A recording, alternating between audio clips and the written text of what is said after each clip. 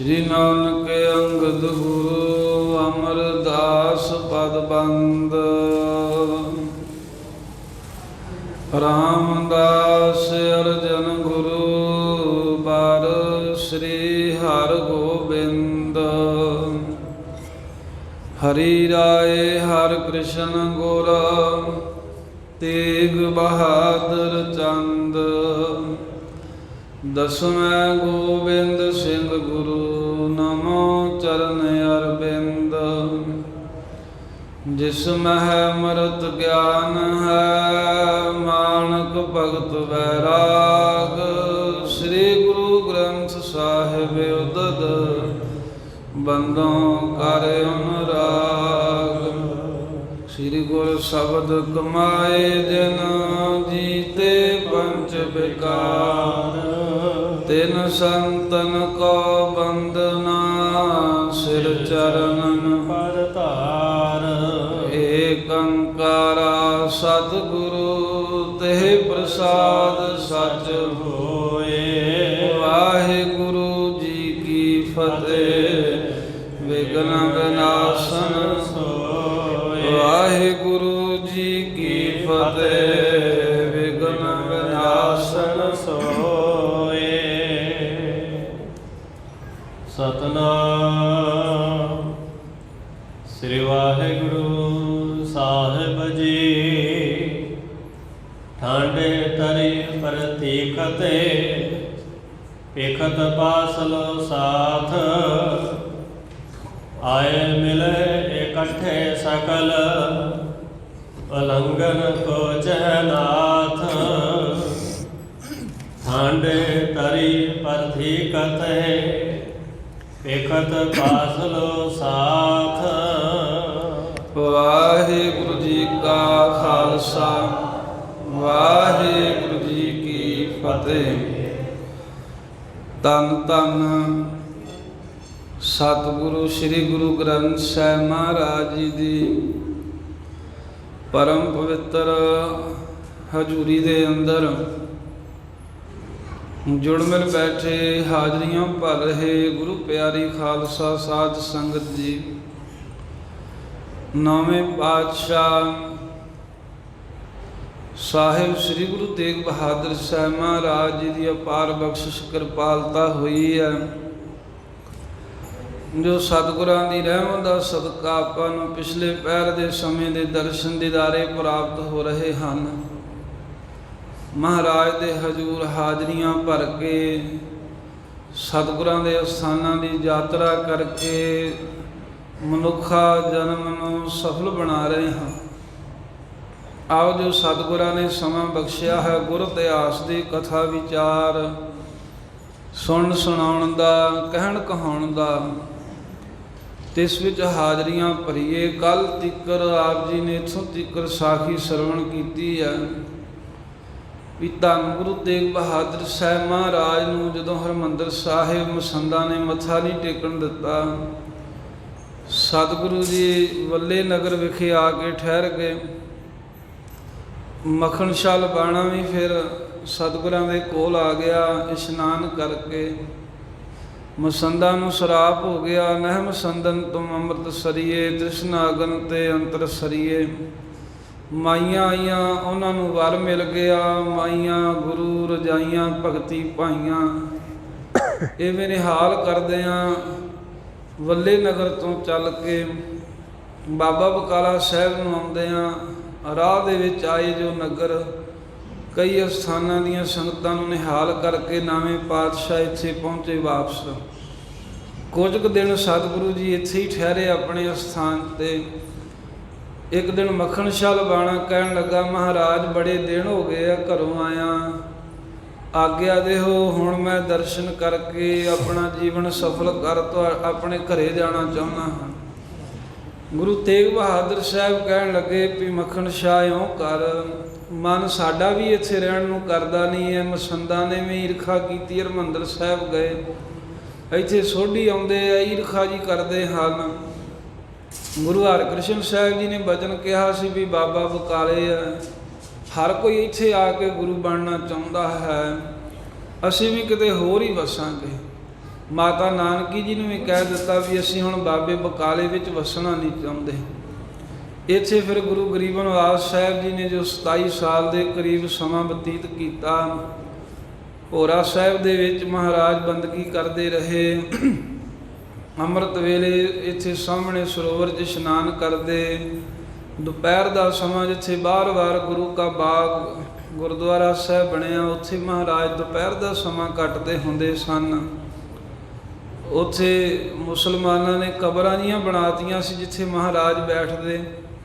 ਇਹ ਫਿਰ ਬਾਅਦ ਦੇ ਵਿੱਚ ਉਹ ਸਥਾਨ ਉਸੇ ਤਰ੍ਹਾਂ ਪ੍ਰਗਟ ਹੋਇਆ ਜਿਵੇਂ ਗੁਰੂ ਤੇਗ ਬਹਾਦਰ ਸਾਹਿਬ ਜੀ ਨੇ ਭਾਗ ਲਾਏ। ਹੋਰ ਆਲੇ ਦੁਆਲੇ ਨਗਰ ਦੇ ਸਤਿਗੁਰੂ ਮਹਾਰਾਜ ਕਈ ਵਾਰਾਂ ਵਿਚਰਦੇ ਰਹੇ।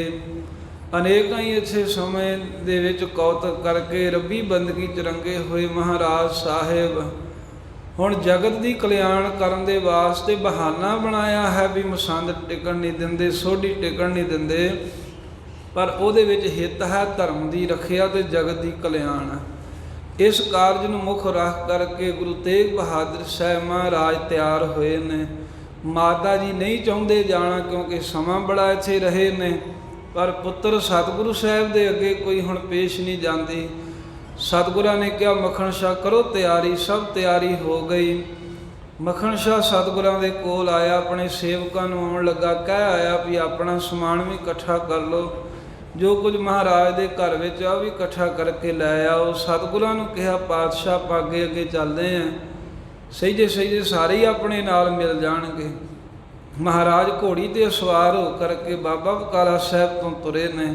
ਅੱਗੇ ਸਤਿਗੁਰੂ ਜਾ ਰਹੇ, ਪਿੱਛੇ ਮੱਖਣ ਸ਼ਾਹ ਲਬਾਣਾ, ਉਹ ਤੋਂ ਮਗਰ ਕੋਈ ਸੇਵਕ ਕੁਝ ਸਮਾਨ ਲੈ ਕੇ, ਦੂਸਰਾ ਉਹ ਤੋਂ ਮਗਰ, ਤੀਸਰਾ ਉਹ ਤੋਂ ਮਗਰ, ਅੱਗੇ ਪਿੱਛੇ ਹੋ ਤੁਰੇ ਸਾਰੇ ਤੇ ਉਦਾਸ ਹਨ ਵੀ ਵੇਖੋ ਵੀ ਸਤਿਗੁਰੂ ਸਾਹਿਬ ਹੁਣੇ ਹੀ ਪ੍ਰਗਟ ਹੋਏ ਸੀ, ਪਰ ਇਹਨਾਂ ਸੋਢੀਆਂ ਕੋ, ਇਹਨਾਂ ਈਰਖਾਲੂ ਲੋਕਾਂ ਕੋ ਜਰਿਆ ਨਹੀਂ ਗਿਆ। ਇਹਨਾਂ ਦੀ ਈਰਖਾ ਕਰਕੇ ਸਤਿਗੁਰੂ ਹੁਣ ਚੱਲੇ ਆ। ਭਲੇ ਵਸਦੇ ਸਾਂ ਬਾਬੇ ਬਕਾਲੇ ਦੇ ਵਿੱਚ, ਪਤਾ ਨਹੀਂ ਹੁਣ ਕਿੱਥੇ ਜਾ ਕੇ ਮਹਾਰਾਜ ਠਹਿਰਨਗੇ, ਨਾਵੇਂ ਪਾਤਸ਼ਾਹ ਕਿੱਥੇ ਆਪਣਾ ਨਗਰ ਘਰ ਬਣਾਉਣਗੇ। ਇੱਦਾਂ ਉਦਾਸੀ ਦੇ ਆਲਮ ਦੇ ਵਿੱਚ ਇਹ ਸਿੱਖ ਵੀ ਮਗਰ ਜਾ ਰਹੇ ਹਨ ਜੋ ਮਹਾਰਾਜ ਦੇ ਦਾਸ ਨੇ।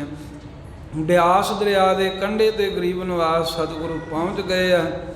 ਸਾਹਮਣੇ ਕੋਈ ਬੇੜੀ ਨਹੀਂ ਹੈ, ਪਿੱਛੇ ਆਪਣੇ ਆ ਰਹੇ ਜਿਹੜਾ ਵਹੀਰ ਹੈ ਉਸ ਨੂੰ ਤੱਕਣ ਲੱਗ ਪਏ ਵੀ ਸਾਰੇ ਇਕੱਠੇ ਹੋ ਜਾਣ ਫੇਰ ਹੀ ਪਾਰ ਕਰਦੇ ਆ ਬਿਆਸ ਦਰਿਆ। ਇੱਥੋਂ ਤੀਕਰ ਕੱਲ ਪ੍ਰਸੰਗ ਸੁਣੇ ਨੇ।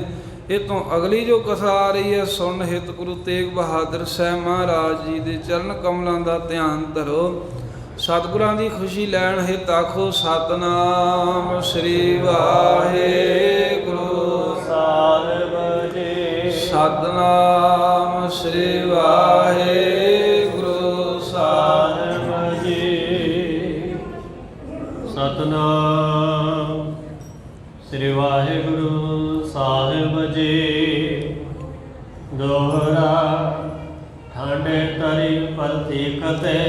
ਇਸ ਤਰ੍ਹਾਂ ਸਾਧ ਸੰਗਤ ਜੀ ਨਾਵੇਂ ਪਾਤਸ਼ਾਹ ਬਿਆਸ ਦਰਿਆ ਦੇ ਕੰਢੇ ਦੇ ਖਲੋਤੇ ਹੋਏ ਹਨ ਤੇ ਉਡੀਕ ਕਰ ਰਹੇ ਨੇ ਵੀ ਕਦੋਂ ਪਰਲੇ ਪਾਸੇ ਕੋਈ ਬੇੜੀ ਵਾਲਾ ਆਵੇ, ਬੇੜੀਆਂ ਇਕੱਠੀਆਂ ਕਰਕੇ ਫਿਰ ਉਹਦੇ ਉੱਤੇ ਸਵਾਰ ਹੋ ਕੇ ਪਾਰ ਹੋਈਏ ਦਰਿਆ ਤੋਂ। ਦੇਖਤ ਪਾਸ ਦੋ ਸਾਥ। ਜਦੋਂ ਉਡੀਕ ਕਰ ਰਹੇ ਨੇ ਵੀ ਬੇੜੀ ਜਿੰਨੇ ਚਿਰ ਨੂੰ ਆਉਂਦੀ ਹੈ ਉਹਨਾਂ ਚਿਰ ਪਿੱਛੇ ਨੂੰ ਮਹਾਰਾਜ ਨੇ ਨਿਗਾਹ ਕਰਕੇ ਵੇਖ ਰਹੇ ਵੀ ਜਿਹੜਾ ਸਾਡਾ ਸਾਥ ਹੈ, ਜਿਹੜਾ ਸਾਡਾ ਵਹੀਰ ਹੈ, ਉਹ ਵੀ ਆਣ ਹੀ ਪਹੁੰਚੇ, ਇਕੱਠੇ ਹੀ ਇੱਥੋਂ ਪਾਰ ਹੋਵਾਂਗੇ। ਆਏ ਮਿਲੇ ਇਕੱਠੇ ਸਕਲ। ਇਸ ਤਰ੍ਹਾਂ ਪਾਤਸ਼ਾਹ ਦਾ ਵਿਚਾਰ ਹੈ ਵੀ ਇਕੱਲਿਆਂ ਅੱਗੇ ਕੀ ਜਾਣਾ ਹੈ, ਜਦੋਂ ਸਾਰੇ ਆ ਕੇ ਸਾਡੇ ਨਾਲ ਮਿਲ ਜਾਣਗੇ। ਮਗਰੋਂ ਸਾਰੇ ਦਾਸ ਸਿੱਖ ਸੇਵਕ, ਮੱਖਣ ਸ਼ਾਹ ਦਾ ਡੇਰਾ, ਮਾਤਾ ਸ਼੍ਰੀ ਨਾਨਕੀ ਜੀ ਮਹਾਰਾਜ ਦੇ ਮਹਿਲ ਸ਼੍ਰੀ ਗੁਜਰੀ ਜੀ, ਹੋਰ ਸਭ ਸਿੱਖ ਆਣ ਪਹੁੰਚਣਗੇ। ਤੇ ਨਾਥ ਜਗਤ ਦੇ ਮਾਲਕ ਗੁਰੂ ਤੇਗ ਬਹਾਦਰ ਸਾਹਿਬ ਜੀ ਉਹਨਾਂ ਨੂੰ ਉਡੀਕ ਕੇ ਇਕੱਠੇ ਹੀ ਬਿਆਸ ਦਰਿਆ ਤੋਂ ਪਰਲੇ ਪਾਸੇ ਨੂੰ ਜਾਣਾ ਚਾਹੁੰਦੇ ਹਨ। ਚੌਪਾਈ ਅਲਪ ਵਸਤ ਕਾ ਸਦਨ ਨਜ਼ਾਰੀ। ਜਦੋਂ ਸਤਿਗੁਰੂ ਸਾਹਿਬ ਜੀ ਤੁਰੇ ਨੇ ਘਰੋਂ ਤਾਂ ਗਰੀਬ ਨਵਾਜ਼ ਸਤਿਗੁਰਾਂ ਦੇ ਘਰ ਵਿੱਚ ਕੋਈ ਬਹੁਤੀਆਂ ਵਸਤੂਆਂ ਨਹੀਂ ਸਨ ਜਿਹੜੀਆਂ ਨਾਲ ਖੜਨੀਆਂ, ਥੋੜਾ ਬਹੁਤਾ ਹੀ ਸਮਾਨ ਸੀ।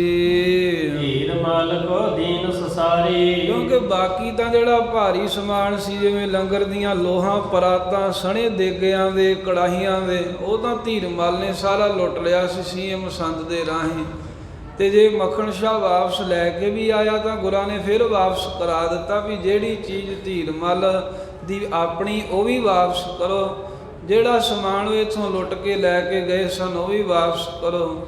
ਇੱਦਾਂ ਮਹਾਰਾਜ ਨੇ ਸਾਰਾ ਸਮਾਨ ਤਾਂ ਧੀਰ ਮਲ ਨੂੰ ਪਹਿਲਾਂ ਹੀ ਦਵਾ ਦਿੱਤਾ ਸੀ। ਲਾਗੋ ਤਰੰਗਨ ਪਰ ਤਰ ਸੋ ਲਿਆਏ। ਇਸ ਕਰਕੇ ਬਹੁਤਾ ਕੋਈ ਸਮਾਨ ਨਹੀਂ ਸੀ, ਥੋੜਾ ਹੀ ਸੀ। ਉਹ ਗਠੜੀ ਜੀ ਬੰਨ ਕੇ ਘੋੜੀ ਦੇ ਉੱਤੇ ਰੱਖ ਕੇ ਹੀ ਲੈ ਆਏ। ਸਨੇ ਸਨੇ ਗੁਰ ਟਿਕ ਚਲੇ ਆਏ। ਇਹ ਸੇਵਕ ਚਲਦਿਆਂ ਸਹਿਜੇ ਜਿੱਥੇ ਗੁਰੂ ਤੇਗ ਬਹਾਦਰ ਸਾਹਿਬ ਖਲੋਤੇ ਹਨ, ਬਿਆਸ ਦਰਿਆ ਦੇ ਕਿਨਾਰੇ ਤੇ ਉੱਥੇ ਪਹੁੰਚ ਗਏ ਹਨ। ਕੀਰਤਕ ਸਿੱਖ ਫਕੀਰ ਕਤੇਕ। ਕੌਣ ਆ ਰਿਹਾ ਵੀ ਕਈ ਤਾਂ ਸਿੱਖ ਸੇਵਕ ਨੇ, ਸ਼ਰਧਾ ਭਾਵਨਾ ਵਾਲੇ ਜਿਹੜੇ ਮਹਾਰਾਜ ਸਾਹਿਬ ਦੇ ਕੋਲ ਰਹਿੰਦੇ ਹਨ। ਕੁਝ ਫਕੀਰ ਮਹਾਤਮਾ ਸਾਧੂ ਜਿਹੜੇ ਯਾਤਰਾ ਕਰਨ ਆਏ ਸੀ, ਜਿਨ੍ਹਾਂ ਨੂੰ ਪਤਾ ਲੱਗਾ ਵੀ ਨੌਵੇਂ ਸਤਿਗੁਰੂ ਗੁਰੂ ਤੇਗ ਬਹਾਦਰ ਸਾਹਿਬ ਨੇ। ਉਹ ਫਕੀਰ, ਉਹ ਸਾਧੂ ਮਹਾਤਮਾ, ਉਹ ਗੁਰੂ ਕੇ ਸਿੱਖ, ਉਹ ਵੀ ਨਾਲ ਹੀ ਚੱਲ ਪਏ ਸਤਿਗੁਰਾਂ ਦੇ। ਮਿਲ ਸੰਗੇ ਪੈ ਜਲਦ ਬਵੇਕ। ਸਾਰੇ ਹੀ ਜਲਦ ਬਵੇਕ, ਗਿਆਨ ਦੇ ਸਮੁੰਦਰ ਗੁਰੂ ਤੇਗ ਬਹਾਦਰ ਸਾਹਿਬ ਜੀ ਦੇ ਕੋਲ ਆ ਕੇ ਨਾਲ ਮਿਲ ਕੇ ਸੰਗੀ ਬਣ ਗਏ ਵੀ ਸਤਿਗੁਰਾਂ ਦੀ ਸੰਗਤ ਕਰਾਂਗੇ। ਜਿੱਧਰ ਨੂੰ ਸਤਿਗੁਰੂ ਜਾਣਗੇ ਉਧਰ ਨੂੰ ਅਸੀਂ ਵੀ ਚਲੇ ਜਾਵਾਂਗੇ। ਕਿਉਂਕਿ ਕਈ ਫਕੀਰਾਂ ਦੀ ਭਾਵਨਾ ਹੀ ਇਹੋ ਜਿਹੀ ਹੁੰਦੀ ਵੀ ਉਹ ਜਿਹੜੇ ਪਾਸੇ ਨੂੰ ਹਵਾ ਵਗਦੀ ਹੋਵੇ ਉਸੇ ਪਾਸੇ ਨੂੰ ਹੋ ਤੁਰਦੇ ਆ, ਵੀ ਕਾਹਤੋਂ ਦੂਜੇ ਪਾਸੇ ਨੂੰ ਜਾਣਾ ਹੈ। ਉਹ ਕੋਈ ਫਕੀਰ ਸਾਧੂ ਰਮਤੇ ਜੋ ਤੁਰੇ ਫਿਰਦੇ ਸਨ, ਉਹਨਾਂ ਵਿਚਾਰਿਆ ਵੀ ਜਿੱਧਰ ਨੂੰ ਗੁਰੂ ਤੇਗ ਬਹਾਦਰ ਸਾਹਿਬ ਜੀ ਜਾਣਗੇ ਉਧਰ ਨੂੰ ਅਸੀਂ ਵੀ ਚਲੇ ਜਾਂਦੇ ਹਾਂ, ਨਾਲੇ ਦਰਸ਼ਨ ਹੋਣਗੇ, ਨਾਲੇ ਕੋਈ ਗੁਰਾਂ ਦਾ ਬਚਨ ਸੁਣਾਂਗੇ, ਸਾਡਾ ਭਲਾ ਹੋਵੇਗਾ। ਆਏ ਗੁਰ ਟਿਕ ਹੋਏ ਠਾਂਡੇ। ਇਸ ਤਰ੍ਹਾਂ ਵਾਰੀ ਆ ਰਹੇ ਨੇ ਤੇ ਸਾਰੇ ਆ ਕੇ ਗੁਰੂ ਤੇਗ ਬਹਾਦਰ ਸਾਹਿਬ ਜੀ ਦੇ ਕੋਲ ਖਲੋਂਦੇ ਜਾ ਰਹੇ ਹਨ। ਸਰਦਾਲੂ ਪ੍ਰੇਮੀ ਮਨ ਗਾਢੇ। ਜਿਨ੍ਹਾਂ ਦੇ ਅੰਦਰ ਬਹੁਤ ਸ਼ਰਧਾ ਹੈ, ਜੋ ਪ੍ਰੇਮ ਦੇ ਵਿੱਚ ਪਾਤਸ਼ਾਹ ਜੀ ਦੇ ਬੱਝੇ ਹੋਏ ਹਨ, ਜਿਨ੍ਹਾਂ ਦੇ ਮਨ ਗਾਢੇ ਪੱਕੇ ਪਰਪੱਕ ਹੋਏ ਨੇ ਗੁਰਾਂ ਦੇ ਚਰਨਾਂ 'ਚ, ਉਹ ਵੀ ਸਿੱਖ ਆ ਗਏ। ਇਤਨੇ ਮੈਂ ਸਿੱਖ ਸੋ ਚਲ ਆਇਓ। ਇੰਨੇ ਚਿਰ ਨੂੰ ਕਹਿੰਦੇ ਵੀ ਉਹ ਸਿੱਖ ਚਰਨਦਾਸ ਨਾਂ ਲਿਖਿਆ ਹੈ, ਚੱਲ ਕੇ ਸਤਿਗੁਰੂ ਸਾਹਿਬ ਦੇ ਨੇੜੇ ਆ ਗਿਆ। ਗੁਰੂ ਗ੍ਰੰਥ ਜਿਨ ਸੀਸ ਉਠਾਇਓ। ਜਿਹਨੇ ਸ੍ਰੀ ਗੁਰੂ ਗ੍ਰੰਥ ਸਾਹਿਬ ਜੀ ਦਾ ਸਵਾਰਾ ਆਪਣੇ ਸਿਰ ਦੇ ਉੱਤੇ ਉਠਾਇਆ ਹੋਇਆ ਹੈ, ਉਹ ਸਾਧੂ ਵੀ ਚੱਲਦਾ ਹੋਇਆ, ਉਹ ਗੁਰਸਿੱਖ ਵੀ ਸਹਿਜੇ ਗੁਰੂ ਤੇਗ ਬਹਾਦਰ ਸਾਹਿਬ ਵੱਲ ਨੂੰ ਆ ਗਿਆ। ਦੇਖਤ ਗੁਰ ਅਰ ਸਿੱਖ ਤਿਸ ਔਰ। ਜਦੋਂ ਧੰਨ ਗੁਰੂ ਤੇਗ ਬਹਾਦਰ ਸਾਹਿਬ ਜੀ ਨੇ ਵੇਖਿਆ ਵੀ ਮਹਾਰਾਜ ਦਾ ਸਰੂਪ ਆ ਰਿਹਾ, ਇੱਕ ਨੇ ਸੀਸ ਤੇ ਸਵਾਰੀ ਕੀਤੀ ਆ, ਇੱਕ ਚੌਰ ਸਾਹਿਬ ਕਰ ਰਿਹਾ, ਨਾਵੇਂ ਪਾਤਸ਼ਾਹ ਦਾ ਵੀ ਉਧਰ ਨੂੰ ਧਿਆਨ ਗਿਆ। ਜਿਹੜੇ ਸਿੱਖ ਮਹਾਰਾਜ ਸਾਹਿਬ ਜੀ ਦੇ ਲਾਗੇ ਆਣ ਕੇ ਖਲੋਤੇ ਸਨ, ਉਹਨਾਂ ਨੇ ਵੀ ਉਸ ਪਾਸੇ ਨੂੰ ਨਿਗਾਹ ਕੀਤੀ। ਜਦ ਬੰਦਨ ਕਰੀ ਸਕਲ ਕਰ ਜੋਰ। ਤੇ ਹੱਥ ਜੋੜ ਕਰਕੇ ਸਤਿਗੁਰਾਂ ਦੇ ਸਮੇਤ ਸਾਰਿਆਂ ਨੇ ਪਹਿਲਾਂ ਤਾਂ ਮੱਥਾ ਟੇਕਿਆ, ਨਮਸਕਾਰ ਕੀਤੀ ਸਤਿਗੁਰਾਂ ਦੇ ਸਰੂਪ ਨੂੰ। ਤੇਗ ਬਹਾਦਰ ਗੁਰੂ ਬਖਾਨਿਓ। ਤੇ ਨਮਸਕਾਰ ਕਰਨ ਤੋਂ ਬਾਅਦ ਸ੍ਰੀ ਗੁਰੂ ਤੇਗ ਬਹਾਦਰ ਸਾਹਿਬ ਜੀ ਆਪਣੇ ਨੇੜੇ ਖਲੋਤੇ ਸਿੱਖਾਂ ਨੂੰ ਕਹਿਣ ਲੱਗੇ, ਕੌਣ ਗ੍ਰੰਥ ਸਾਹਿਬ ਇਹ ਆਨਿਓ। ਕਹਿਣ ਲੱਗੇ ਵੀ ਆ ਸ੍ਰੀ ਗੁਰੂ ਗ੍ਰੰਥ ਸਾਹਿਬ ਦਾ ਸਰੂਪ ਜੋ ਹੈ ਇਹ ਕੌਣ ਲੈ ਕੇ ਆ ਰਿਹਾ ਹੈ। ਇਤ ਲੈ ਜਾਏ ਅਹੇ ਕਿਸ ਪਾਸ। ਤੇ ਇਸ ਵੇਲੇ ਕਿਧਰ ਨੂੰ ਲੈ ਕੇ ਜਾ ਰਹੇ ਨੇ, ਪਤਾ ਕਰੀਏ ਆਪਾਂ।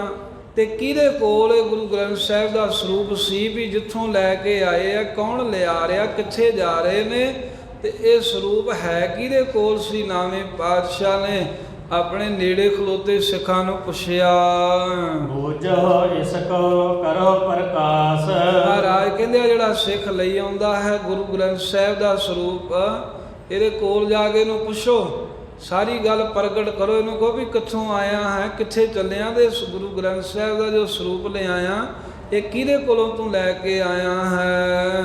ਅਬ ਕਿਰਪਾਲ ਗੁਜਰੀ ਕੋ ਭਰਾਤ। ਜਦੋਂ ਗੁਰੂ ਤੇਗ ਬਹਾਦਰ ਸਾਹਿਬ ਜੀ ਨੇ ਇਹ ਬਚਨ ਬਿਆਸ ਦਰਿਆ ਦੇ ਕੰਢੇ ਤੇ ਖਲੋਤਿਆਂ ਕੀਤਾ, ਵੀ ਇਹ ਸਿੱਖ ਨੂੰ ਪੁੱਛੋ। ਤਾਂ ਉਹ ਮਾਤਾ ਗੁਜਰੀ ਜੀ ਦੇ ਭਰਾ ਬਾਬਾ ਕਿਰਪਾਲ ਚੰਦ ਜੀ ਸਤਿਗੁਰਾਂ ਦੇ ਕੋਲ ਖਲੋਤੇ ਹੋਏ ਸਨ। ਸਰਬ ਸੁਣਾਏ ਭਲਿਓ ਸੋ ਬਰਤਾਤ। ਉਹਨੇ ਫਿਰ ਸਾਰਾ ਹੀ ਜਿਹੜਾ ਵਰਤਾਂਤ ਹੈ ਮਹਾਰਾਜ ਦੇ ਕਹਿਣ ਦੇ ਉੱਤੇ, ਕਿਉਂਕਿ ਬਾਕੀ ਸਾਰਿਆਂ ਨੂੰ ਇਹਨਾਂ ਨੂੰ ਪਤਾ ਸੀ ਵੀ ਮਾਤਾ ਜੀ ਦੇ ਤੇ ਮੱਖਣ ਸ਼ਾਹ ਦੇ ਆਪਸ ਵਿੱਚ ਮਤੇ ਨਾਲ ਗੁਰੂ ਗ੍ਰੰਥ ਸਾਹਿਬ ਦਾ ਸਰੂਪ ਰੱਖ ਹੀ ਲਿਆ। ਤੇ ਸਤਿਗੁਰੂ ਸਾਹਿਬ ਜੀ ਦੇ ਪੁੱਛਣ ਤੇ ਕਿਰਪਾਲ ਚੰਦ ਜੀ ਕਹਿਣ ਲੱਗੇ, ਸਾਰੀ ਗੱਲ ਦੱਸਣ ਲੱਗੇ। ਸ੍ਰੀ ਗੁਰੂ ਅਰਜਨ ਪ੍ਰਥਮ ਲਿਖਾਇਓ। ਕਹਿਣ ਲੱਗੇ, ਹੇ ਸੱਚੇ ਪਾਤਸ਼ਾਹ ਜੀ, ਇਹ ਉਹ ਗੁਰੂ ਗ੍ਰੰਥ ਸਾਹਿਬ ਦਾ ਪਾਵਨ ਸਰੂਪ ਆ। ਤੁਸੀਂ ਜਾਣਦੇ ਹੀ ਹੋ ਜਿਹੜਾ ਗੁਰੂ ਗ੍ਰੰਥ ਸਾਹਿਬ ਦਾ ਸਰੂਪ ਸਭ ਤੋਂ ਪਹਿਲਾਂ ਇਹ ਗੁਰੂ ਅਰਜਨ ਦੇਵ ਸਾਹਿਬ ਜੀ ਨੇ ਆਪ ਲਿਖਵਾਇਆ ਹੈ। ਧੀਰ ਮਾਲ ਸੋ ਸਲ ਕਰ ਪਾਇਓ। ਤੇ ਪਾਤਸ਼ਾਹ ਜੀ ਉਹ ਗੁਰਬਾਣੀ ਜੋ ਪੰਜਵੇਂ ਪਾਤਸ਼ਾਹ ਨੇ ਇੱਕ ਥਾਂ ਇਕੱਤਰ ਕੀਤੀ ਸੀ, ਉਹ ਜਦੋਂ ਕਰਤਾਰਪੁਰ ਸਾਹਿਬ ਦਾ ਤੁਹਾਨੂੰ ਪਤਾ ਹੀ ਹੈ ਚੌਥਾ ਯੁੱਧ ਹੋਇਆ, ਤੇ ਕਰਤਾਰਪੁਰ ਦੇ ਜੰਗ ਤੋਂ ਜਦੋਂ ਗੁਰੂ ਹਰਗੋਬਿੰਦ ਸਾਹਿਬ ਕੀਰਤਪੁਰ ਸਾਹਿਬ ਚੱਲੇ ਤਾਂ ਉਸ ਵੇਲੇ ਧੀਰ ਮਲ ਨੇ ਛਲ ਕਰਕੇ ਉਹ ਗੁਰੂ ਗ੍ਰੰਥ ਸਾਹਿਬ ਦਾ ਸਰੂਪ ਆਪਣੇ ਕੋਲ ਰੱਖ ਲਿਆ ਸੀ। ਡੇਰਾ ਲੂਟ ਲੀਨ ਜਬ ਸਾਰੇ। ਤੇ ਹੁਣ ਮਹਾਰਾਜ ਜਦੋਂ ਸਾਰਾ ਹੀ ਡੇਰਾ ਬਾਬਾ ਬਕਾਲਾ ਸਾਹਿਬ ਦੇ ਵਿੱਚ ਜਦੋਂ ਆਪਾਂ ਰਹਿ ਰਹੇ ਸਾਂ ਤੇ ਧੀਰ ਮਲ ਲੁੱਟ ਕੇ ਲੈ ਗਿਆ।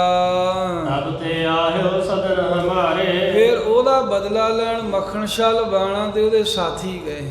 ਉਹਨਾਂ ਵੀ ਮਹਾਰਾਜ ਧੀਰ ਮਲ ਦਾ ਡੇਰਾ ਲੁੱਟਿਆ। ਜਦੋਂ ਡੇਰਾ ਲੁੱਟ ਕੇ ਲੈ ਆਏ ਉਸ ਦਿਨ ਤੋਂ ਮਹਾਰਾਜ ਗੁਰੂ ਗ੍ਰੰਥ ਸਾਹਿਬ ਦਾ ਸਰੂਪ ਵੀ ਆਪਣੇ ਘਰ ਦੇ ਵਿੱਚ ਆ ਗਿਆ। ਭਾਵ ਤੁਹਾਡੇ ਘਰ ਵਿੱਚ ਹੀ ਸੁਭਾਏਮਾਨ ਸੀ।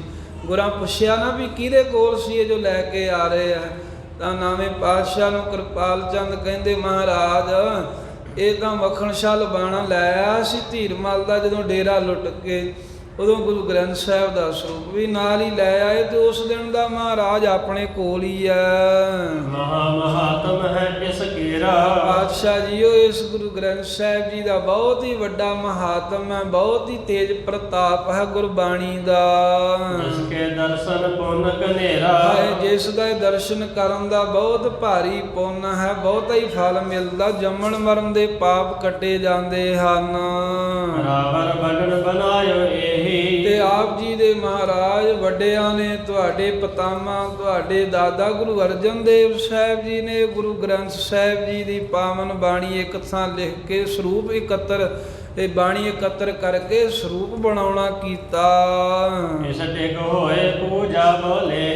ਤੇ ਇਹ ਜਦੋਂ ਕੋਲ ਹੋਵੇਗਾ ਜਿਹਦੇ ਵੀ ਪਾਸ ਉਹਨੂੰ ਬਹੁਤੀ ਪੂਜਾ ਪੁਜਾਰੀ ਮਿਲਦੀ ਹੈ। ਮਹਾਰਾਜ ਕੋਲ ਹੋਊਗਾ, ਸੰਗਤਾਂ ਨਮਸਕਾਰਾਂ ਕਰਨਗੀਆਂ। ਜੋ ਵੀ ਭੇਟਾ ਮਾਇਆ ਪਦਾਰਥ ਹੋਣਗੇ ਉਹ ਸਾਰੇ ਹੀ ਆਪਾਂ ਲਈ ਜਾਵਾਂਗੇ। ਇਸ ਕਰ ਸਰਬ ਸੰਗਤਾਂ ਆਵੇ। ਤੇ ਇਸੇ ਕਰਕੇ ਸਾਰੀਆਂ ਸੰਗਤਾਂ ਆਉਣਗੀਆਂ, ਕਿਉਂਕਿ ਸੰਗਤ ਵੀ ਗੁਰੂ ਗ੍ਰੰਥ ਸਾਹਿਬ ਜੀ ਦਾ ਅਦਬ ਕਰਦੀ ਹੈ।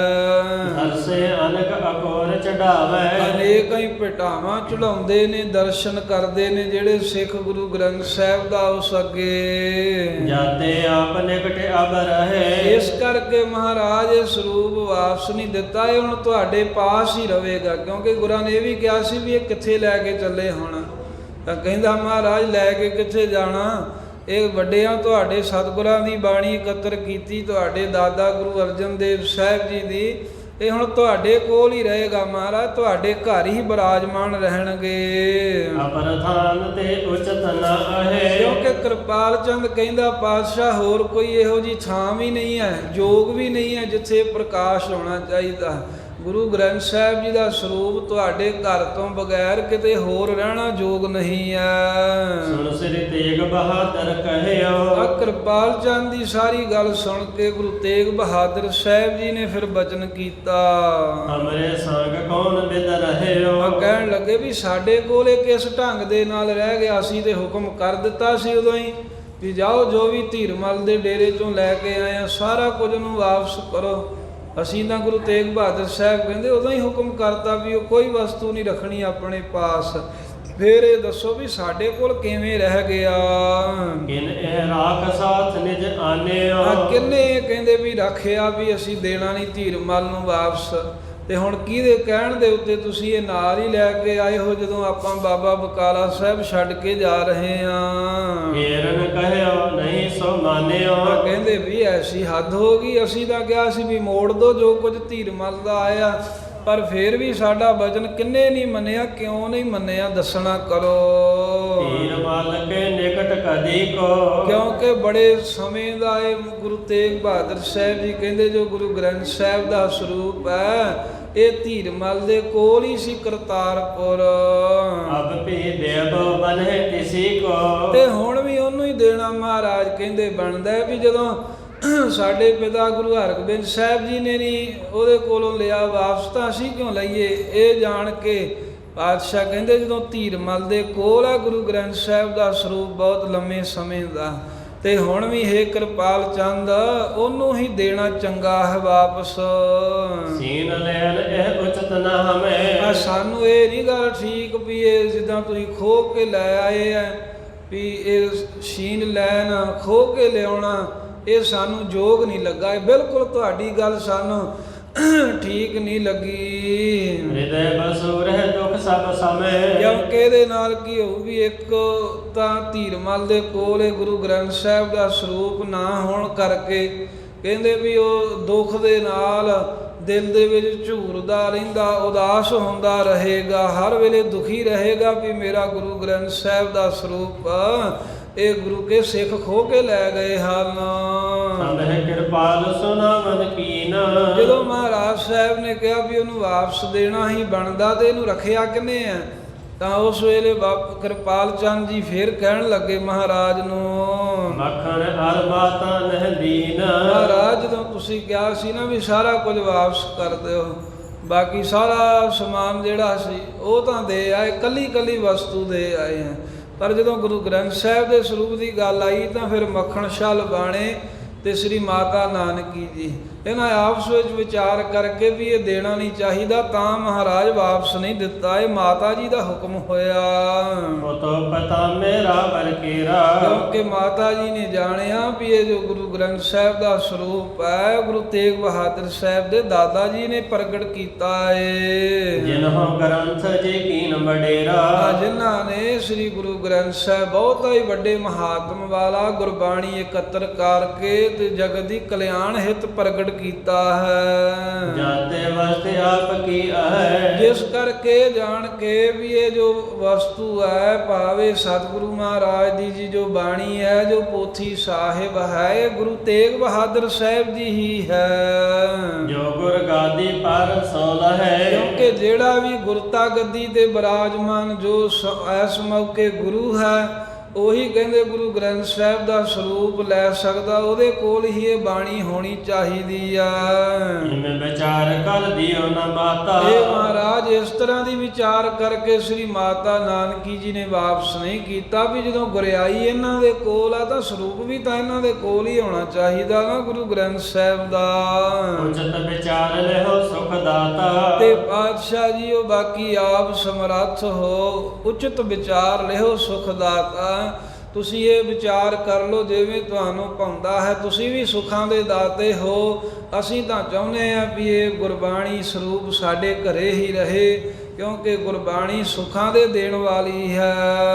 ਅਤ ਸਹਿ ਦੁਰਲਭ ਵਸਤ ਅਜਾਇਬ। ਮਹਾਰਾਜ ਨਿਸ਼ਚੈ ਕਰਕੇ ਚੰਗੀ ਤਰ੍ਹਾਂ ਇਹ ਮੈਂ ਵੇਖਿਆ ਹੈ ਵੀ ਇਹ ਅਜਬ ਅਜਾਇਬ ਵਸਤੂ ਅਮੋਲਕ ਦਾਤ ਹੈ ਗੁਰੂ ਅਰਜਨ ਸਾਹਿਬ ਜੀ ਦੁਆਰਾ ਬਖਸ਼ੀ।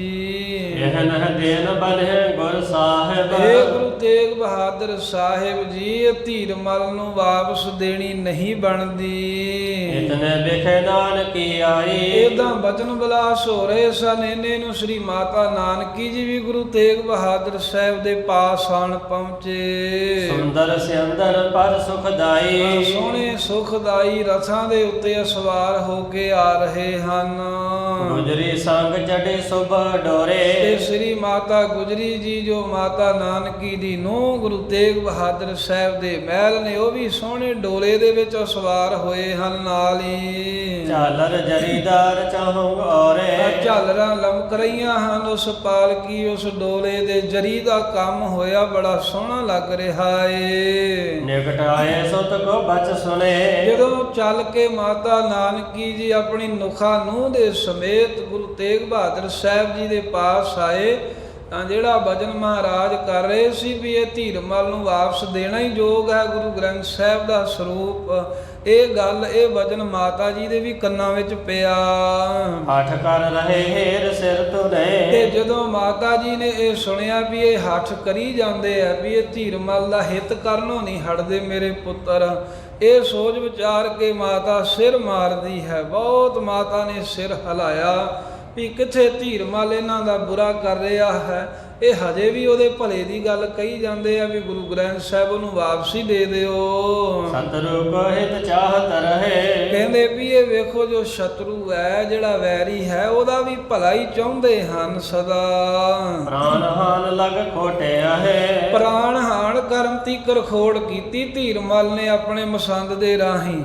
ਇਹ ਸਾਰਾ ਕੁਝ ਇਹਨਾਂ ਨੂੰ ਪਤਾ ਹੈ। ਮਾਂ ਗੁੱਸੇ ਵਿੱਚ ਆ ਕੇ ਇਦਾਂ ਵਚਨ ਕਰਦੀ ਵੀ ਸਭ ਕੁਝ ਗੁਰੂ ਤੇਗ ਬਹਾਦਰ ਸਾਹਿਬ ਨੂੰ ਪਤਾ ਵੀ ਧੀਰਮਲ ਨੇ ਕਹਿ ਕੇ ਤੇ ਸੀਐਮ ਮਸੰਦ ਦੇ ਰਾਹੀਂ ਸਾਡੇ ਤੇ ਗੋਲੀ ਚਲਾਈ ਹੈ, ਸਾਡਾ ਡੇਰਾ ਲੁੱਟਿਆ, ਈਰਖਾ ਕੀਤੀ ਹੈ ਤੇ ਪ੍ਰਾਣਾਂ ਦਾ ਅੰਤ ਕਰਨ ਤੀਕਰ ਗਿਆ ਹੈ, ਪਰ ਇਹ ਫੇਰ ਵੀ ਉਹਦਾ ਭਲਾ ਚਾਹੁੰਦੇ ਹਨ। ਕਹਿੰਦੇ ਗੁਰੂ ਗ੍ਰੰਥ ਸਾਹਿਬ ਵੀ ਵਾਪਸ ਦੇ ਦਿਓ ਉਸ ਖੋਟੇ ਨੂੰ। ਕਹੋ ਕਹਾਂ ਲਗ ਬਹੁ ਸਮਝਾਏ। ਐਵੇਂ ਮਾਤਾ ਜੀ ਸਿਰ ਮਾਰਦੇ ਨੇ ਵੀ ਮੈਂ ਤਾਂ ਬੜਾ ਸਮਝਾ ਥੱਕੀ ਆ, ਹੋਰ ਕਿੱਥੋਂ ਤੀਕਰ ਸਮਝਾਵਾਂ, ਕੀ ਕਹਾਂ ਇਹਨਾਂ ਦੇ ਤਾਏ। ਸਰਲ ਸੁਭਾਅ ਨਾ ਕਸ ਲਖ ਪਾਏ। ਇਹਨਾਂ ਦਾ ਬੜਾ ਸਰਲ ਸਿੱਧਾ ਹੀ ਸੁਭਾਅ ਹੈ, ਕੋਈ ਵਲਸ਼ਲ ਜਾਣਦੇ ਨਹੀਂ ਵੀ ਕੋਈ ਵਲਸ਼ਲ ਵੀ ਰੱਖਣਾ ਪੈਂਦਾ, ਸਿੱਧਾ ਤੇ ਸਰਲ ਸੁਭਾਅ ਹੈ। ਇਸ ਕਰਕੇ ਉਹ ਧੀਰਮਲ ਦਾ ਹਿੱਤ ਕਰੀ ਜਾਂਦੇ ਹਨ। ਸਿੱਖਿਆ ਨ ਸੰਗ ਗੁਰੂ ਗੁਰੂ ਪੁਨ ਕਹਿਓ। ਐਵੇਂ ਮਾਤਾ ਜੀ ਨੇ ਸੁਣ ਕੇ ਤੇ ਬਹੁਤ ਬੁਰਾ ਮਨਾਇਆ, ਸਿਰ ਮਾਰਿਆ।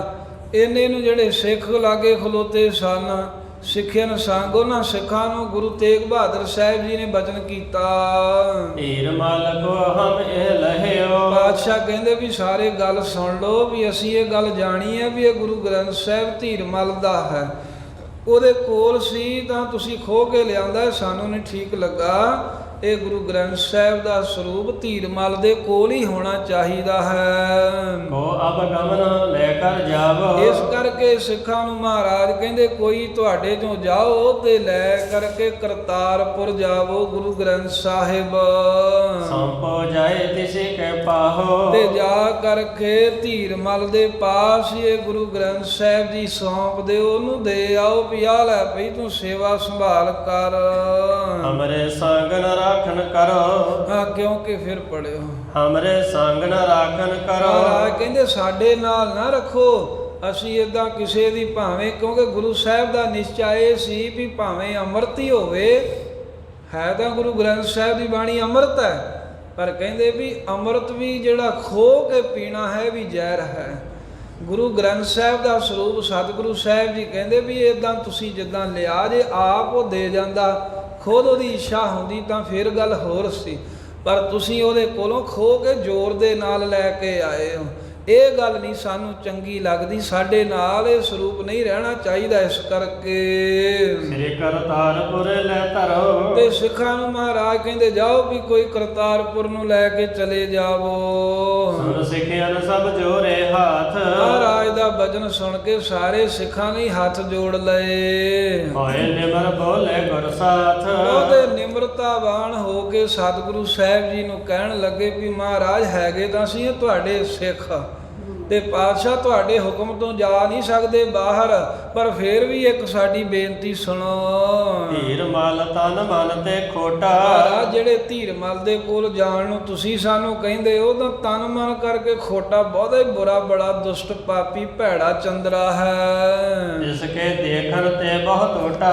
ਮਹਾਰਾਜ ਉਹਦੇ ਦੇ ਦਰਸ਼ਨ ਕਰਕੇ ਬਹੁਤਾ ਹੀ ਘਾਟਾ ਪੈ ਜਾਂਦਾ। ਜੇ ਅਸੀਂ ਧੀਰਮਲ ਦੇ ਕੋਲ ਤੁਹਾਡੇ ਕਹੇ ਚਲੇ ਗਏ ਤਾਂ ਧੀਰਮਲ ਐਸਾ ਬੁਰਾ ਪਾਪੀ ਹੈ ਵੀ ਉਹਦੇ ਦਰਸ਼ਨ ਕਰਨ ਦੇ ਨਾਲ ਉਹਦੇ ਮੱਥੇ ਲੱਗਿਆ ਘਾਟਾ ਹੀ ਪਊਗਾ, ਸਾਡਾ ਜੀਵਨ ਹੀ ਖਰਾਬ ਹੋਵੇਗਾ।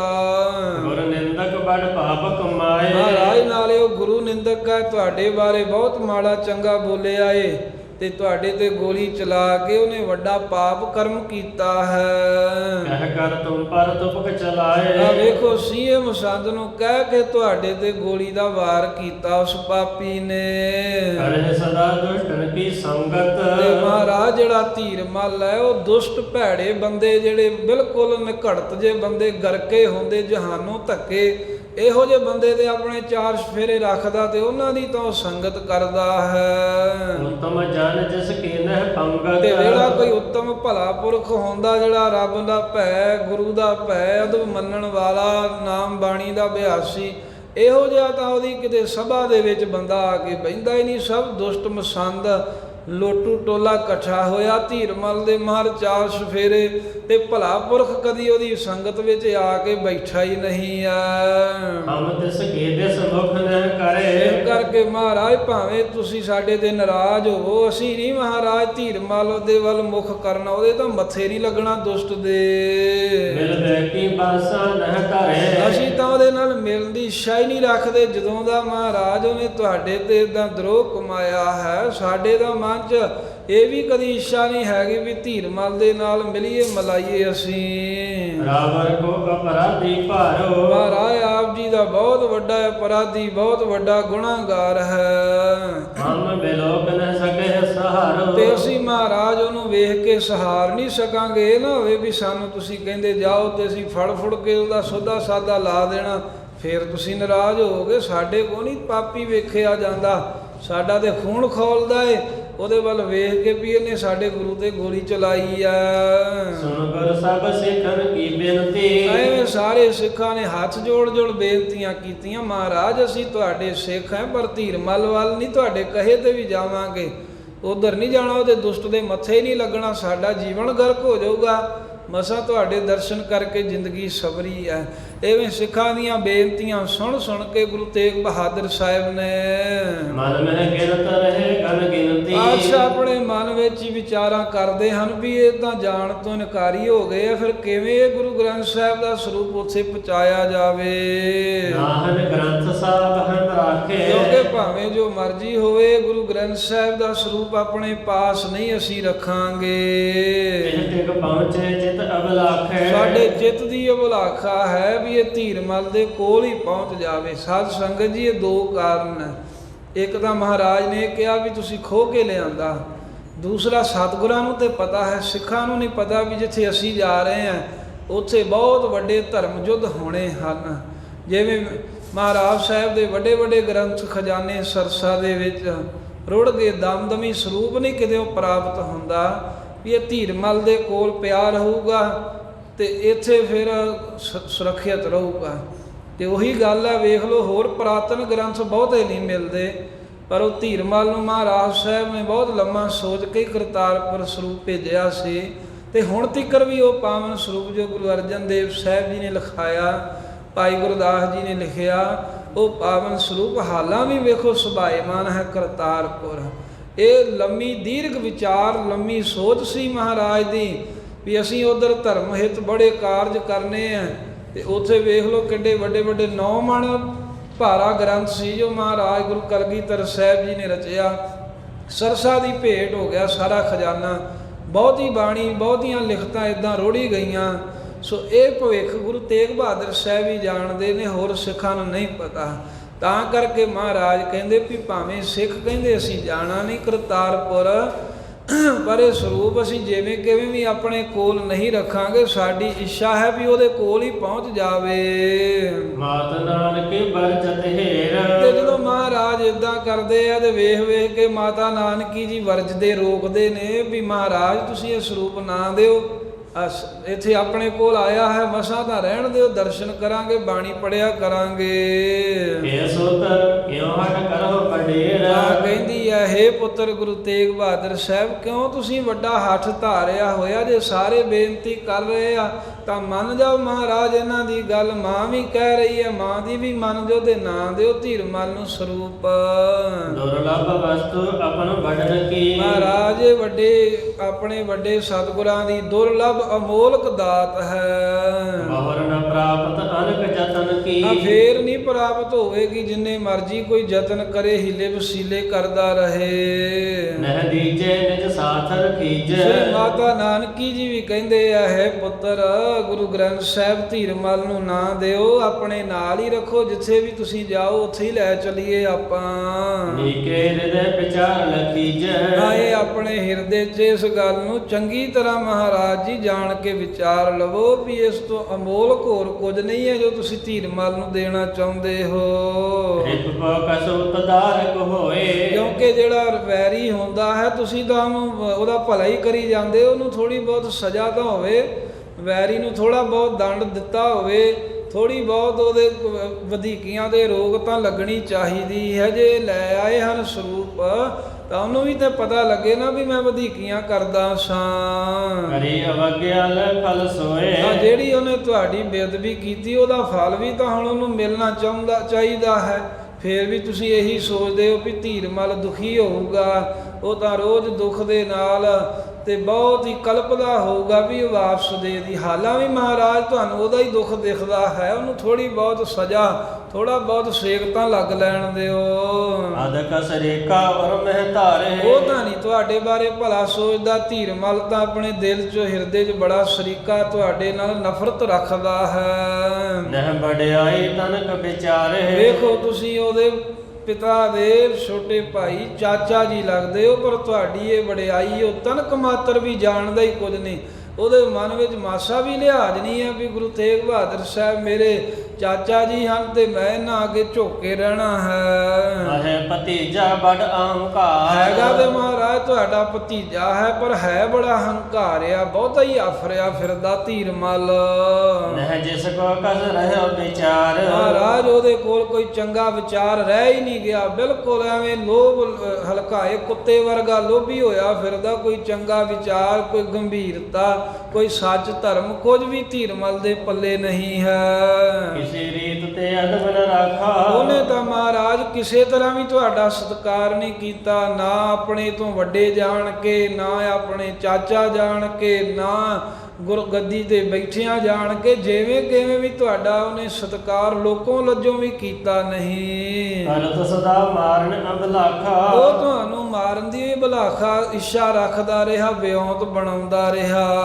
ਹਿਮ ਸਨੇਹ ਤਿਸ ਕੇ ਸੰਗ ਧਰਨਾ। ਪਰ ਫੇਰ ਵੀ ਮਹਾਰਾਜ ਉਸ ਦੁਸ਼ਟ ਦੇ ਨਾਲ ਤੁਸੀਂ ਐਦਾਂ ਸਨੇਹ ਕਰਦੇ ਹੋ, ਫੇਰ ਵੀ ਮਹਾਰਾਜ ਤੁਸੀਂ ਧੀਰਮਲ ਦੇ ਨਾਲ ਇੰਨਾ ਕਿਉਂ ਪ੍ਰੇਮ ਰੱਖ ਰਹੇ ਹੋ? ਹਿਮ ਨਾ ਚਿਤ ਹੋ ਜਿਮ ਦੁਰਮਤ ਕਰਨਾ। ਜਿਵੇਂ ਉਹ ਖੋਟਾ ਕੰਮ ਕਰਦਾ ਉਹ ਤੁਸੀਂ ਕਿਉਂ ਨਹੀਂ ਚਿਤਵਦੇ? ਉਹ ਤੁਹਾਨੂੰ ਮਹਾਰਾਜ ਕਿਉਂ ਨਹੀਂ ਦਿਖਦਾ?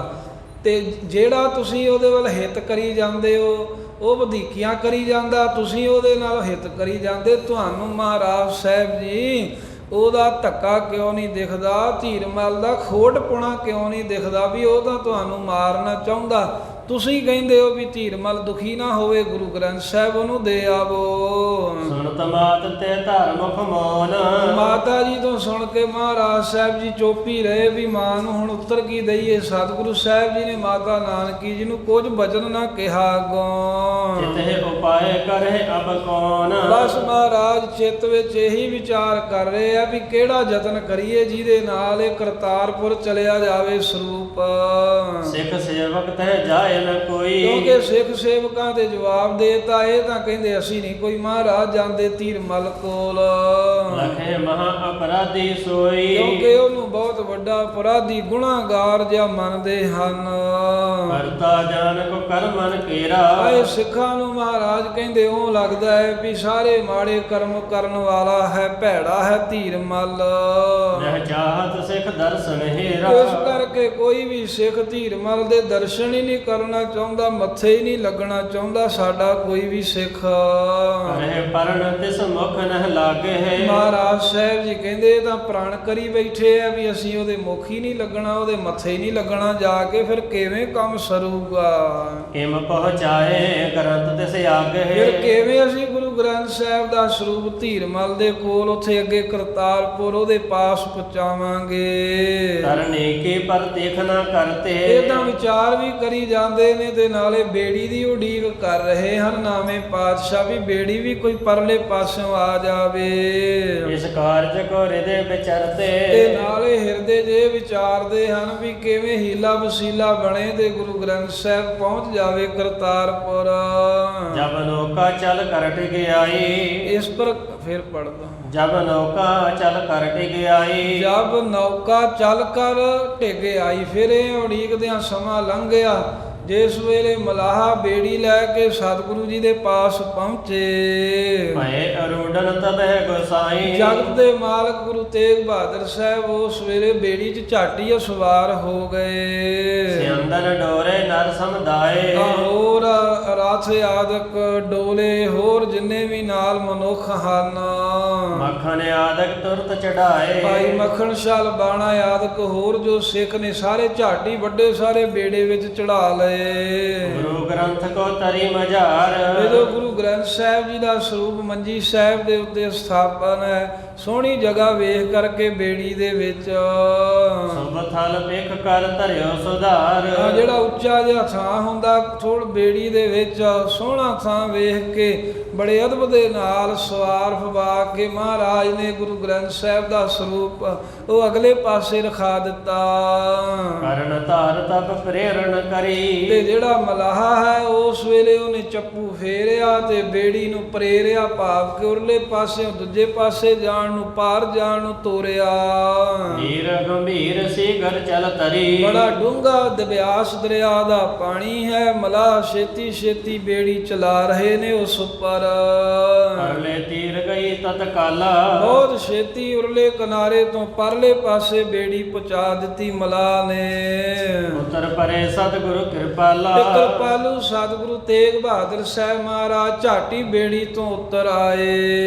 ਇੱਕ ਨਰ ਸ੍ਰੀ ਕਰਤਾਰਪੁਰੇ ਕੋ, ਤੇ ਉੱਥੇ ਵੇਖਦਿਆਂ ਹੀ ਇਹ ਵੇਖਿਆ ਵੀ ਸਾਡੇ ਸਿੱਖਾਂ ਤੋਂ ਇਲਾਵਾ ਇੱਕ ਓਪਰਾ ਜਿਹਾ ਵੀ ਆ ਨਾਲ ਹੈ, ਉਹ ਵੀ ਸਿੱਖ ਸੀ ਪਰ ਨਾਲ ਨਹੀਂ ਸੀ ਰਹਿੰਦਾ।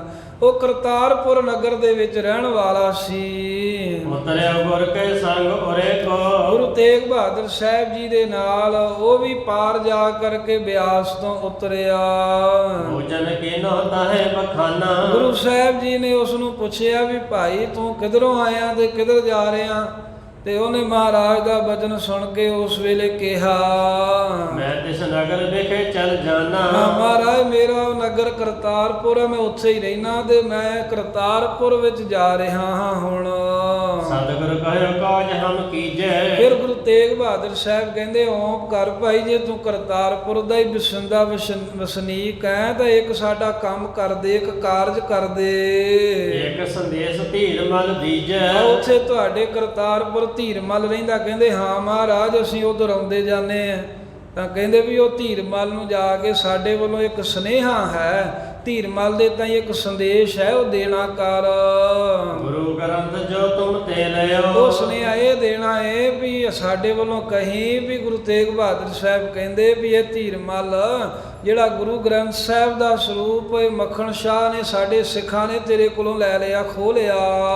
ਸੋ ਦਰਿਆਓ ਵਿਖੇ ਤਰ ਲਿਓ, ਵੀ ਉਹ ਸਰੂਪ ਅਸੀਂ ਦਰਿਆ ਦੇ ਵਿੱਚ ਰੱਖ ਦਿੱਤਾ ਹੈ, ਇੱਥੇ ਧਰ ਦਿੱਤਾ ਹੈ ਪਾਣੀ ਵਿੱਚ। ਆਪ ਜਾਏ ਕਰ ਲਿਓ ਨਿਕਾਸ, ਤੇ ਧੀਰਮਲ ਨੂੰ ਮਹਾਰਾਜ ਕਹਿੰਦੇ ਜਾ ਕੇ ਕਹਿ ਦਵੀਂ ਵੀ ਤੂੰ ਚਲਿਆ ਜਾ ਤਾਂ ਅਰਦਾਸ ਕਰਕੇ ਉਹ ਸਰੂਪ ਕੱਢ ਲੈ ਦਰਿਆ ਦੇ ਵਿੱਚੋਂ।